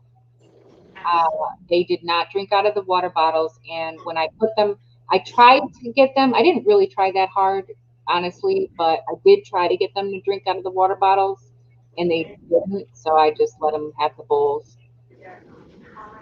in the shade. And in winter, I wrap the hutches with plastic so rain cannot blow in on them and keep them out of the wind. Exactly. As long as they stay dry, and as long as they don't get wet. They don't get wet and they stay out of the wind. They are they absolutely like it to be outside. Do Early you night, it's 11 p.m. here. Oh, okay. Well, good night, Citizen Guardian. Thank you for joining us, and I hope you have a great evening. and sweet dreams? He said, "You're awesome, Pepper." Thank you. Wow. Top with awning that I think would work. Yes, I wanted to put a worm farm shelf out there. You could definitely put two rabbits out there, or even one, and put the worm bin underneath it, and the worms will compost your rabbit droppings, and that'll be even better fertilizer because it'll be worm castings out of rabbit manure. It's like supercharged fertilizer. Um, do you now? I know some people who have rabbits. They get just like the small packages of like straw or hay for bedding. Well, what I did in the winter, I kept in the summertime towards the end of the summer, I got with a local farmer and I bought 3 bales, square bales of hay, grass hay, and I stored them in my shed. And they eat hay. They definitely eat hay. Oh So I yeah, like to have uh, a supply of hay for them because it helps to keep their teeth trimmed. Rabbits' teeth will grow and grow and grow like fingernails. yeah. So They gotta be chewing on something all the time. yeah, they definitely have to have something to file those teeth down. So I keep like sticks and twigs in there, and they chew on those. And the pellets are also very hard and crunchy, so they chew that. But I also keep hay in there, and They the need their hay, toys. yes. So, and then they have other things like little chewing things that they can chew on. But hay is definitely a plus when you're keeping rabbits because they love it. Yeah, they can make like a bed Um, out of it as well as food. yes. In the summertime, I just give them, I keep their hay in a feeder. So I don't let it get all over the place because they'll just pee on it. So I keep it in a feeder. That way they can pick it out and eat it as they need it. But in the wintertime, I put it all over so that they can bed down in it, and that'll keep Yeah, them. We caught a worm under our rabbit hutch, and it was as big as a snake. Not kidding. I bet it was getting fat under that rabbit hutch. It was just eating all kinds of good manure under there. it needed some friends with it. Yeah, their teeth do keep growing, yes, and their nails grow. You gotta clip their nails, and if you don't have anything for them to chew on, then their teeth will get long. Yeah, and you have to get the vet to file them down. Yeah, but I haven't had to do any of that. I haven't even had to trim their nails because I keep wood in their cage. So then they like to dig and stuff like that. So sometimes I'll put cardboard in there, and they like to dig on that, and just something, for them to do. I feel like they get bored, but they don't. Well, in the wild, they bury their youngins in a hollow area, and then they got to dig them out to feed them. I Yeah, there's saw a zero. we got some wild rabbits here, and I had the fortune to watch them do that. Of course, too, I came up on them when they were getting ready to feed their babies, and they decided they wanted to take off, but I just backed up and let them do what they wanted to do. Yep. You can definitely do a worm farm, Emma. Worms are really, it's a really good side hustle, yes, because you sell them by the pound, and they're not cheap. I would sell the bunny brew. I know some people that sell the rabbit manure itself. I wouldn't have any issue selling rabbit manure. I just don't know if I would advertise it. I don't know. I would kind of feel kind of weird, like, hey, I got some, rabbit poop for sale. The people in the community can pass the word along. There's some that would do that. Hey, I know a homesteader that has extra pellets for you. I'm on live. Oh, my daughter just got home from school. Hi, my dog is greeting her. Okay, Emma, have a great day. Lots of good rabbit information. Yes, rabbits, yes. Manure for your garden or donate to community gardens. That's a good thing, good point. Yes, I can donate it to community gardens. That's a good anyone need parsnip seed drops? I thought you were going to make lunch. I have a lot of parsnip seeds actually. And I just got some more. Somebody sent me some more. I tried to grow parsnips this last year for the first time, and then I forgot to harvest them. So, yeah. So the rabbit poop, it's really beneficial. It is. It is. I've seen it actually.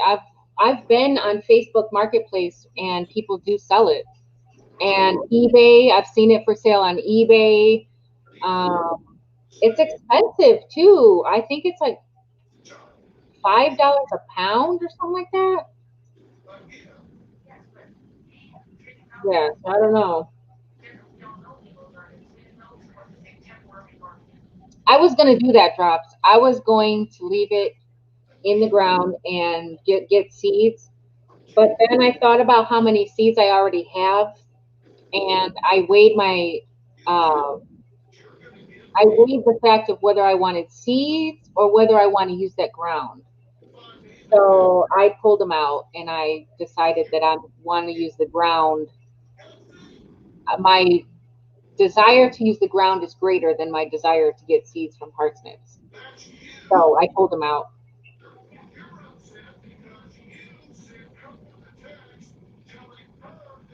What is parsnips? They're root vegetables, Gail. They're long and they look like white, like yellowish, whitish carrots. They have a little bit of more of a woody taste than a carrot. They're not sweet like carrots, but they're a root vegetable is what they are. And you can use them in place of like potatoes. If you're on a low carb diet and you're not eating potatoes, parsnips are a really good option to use in place of potatoes. You can chop them up and put them in with like a roast or whatever, and they will come out really, really good. Just like radish. Radish, you can chop radish up and saute it in garlic and olive oil and put some spinach in there and salt and pepper, and you will not know that you are eating a radish.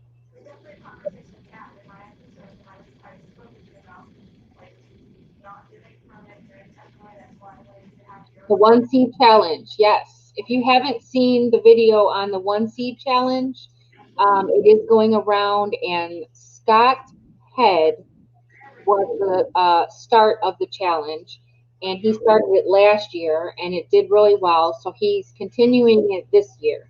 And basically, what it is you choose a plant to grow, and you don't grow that plant anywhere else in your garden except for that one seed.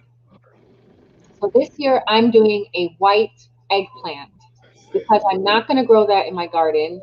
And I really don't like eggplant. But I decided if I'm going to try eggplant again, I'm going to try a different variety. And I chose this white eggplant to grow. And I figured, why not use that for my one seed challenge? So you just take one seed, one single seed, and you plant that seed, and then you document the progress of that seed from start to end. And that's the one seed challenge. I'm going to tell my wife I'm quitting my job and going to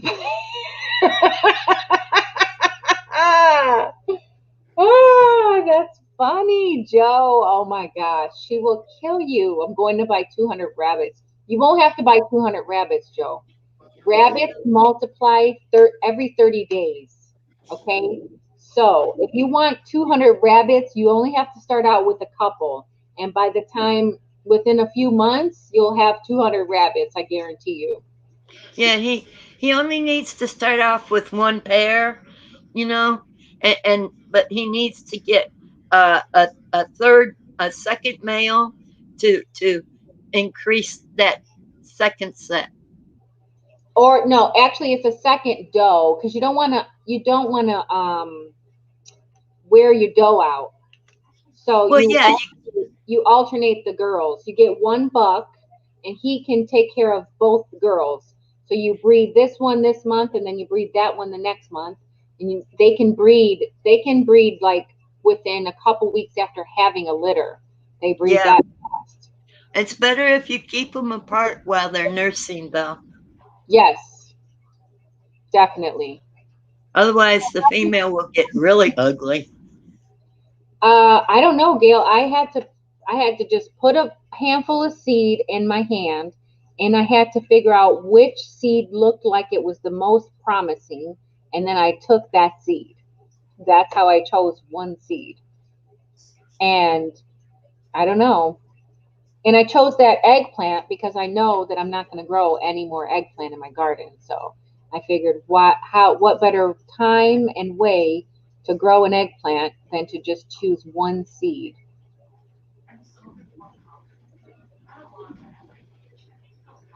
Oh, you're doing it with a cucumber, Donnie? Okay, growing with Donnie. You grew a cucumber, huh? Which variety of cucumber did you choose to grow your one seed? And is that the only cucumber you're growing?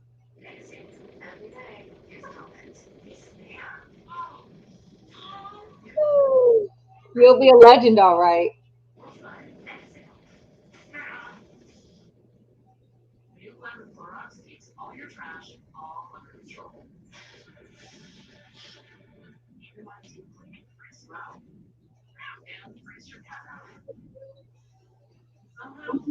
I'm growing three varieties of cucumbers this year, I believe. I think I'm definitely doing a pickling cucumber because I've got a canner now and I'm going to be doing pickles. Um, okay, Space Master cucumber to grow. I grow on a balcony, so it's the one I'm growing. Yes, Space Master is definitely a container cucumber to grow. Um, I think I might have thought about growing the Space Master too because for the Shed Wars, you got to grow something in containers. And even though I'll be growing more than just one thing in containers, I thought about the Space Master cucumber. Okay, where to begin, Homestead? Have a great evening. Thank you for joining us. Thank you. Have fun. I'm definitely growing the pickling cucumber though. And I haven't, oh, and the albeit cucumber. It's one I got from Baker's Creek, and it's the kind of cucumber that doesn't need pollinators. It's a prolific cucumber, and you don't need a pollinator for it to grow. and you can grow it in like a greenhouse or, you know, where you know that there are no pollinators. And I think I'm going to grow that one. So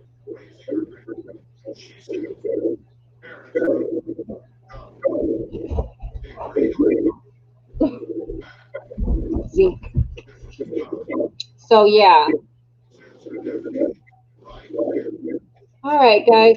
I think I'm going to end it here. It's been about 3.5 hours, and I have had a great time chatting with everybody. Thank you for letting me come in.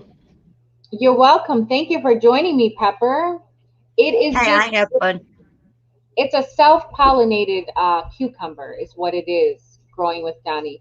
It doesn't need pollination to grow. It's already got everything it needs in the flowers, just like tomatoes have everything they need in the flower to grow, and they don't actually need a pollinator.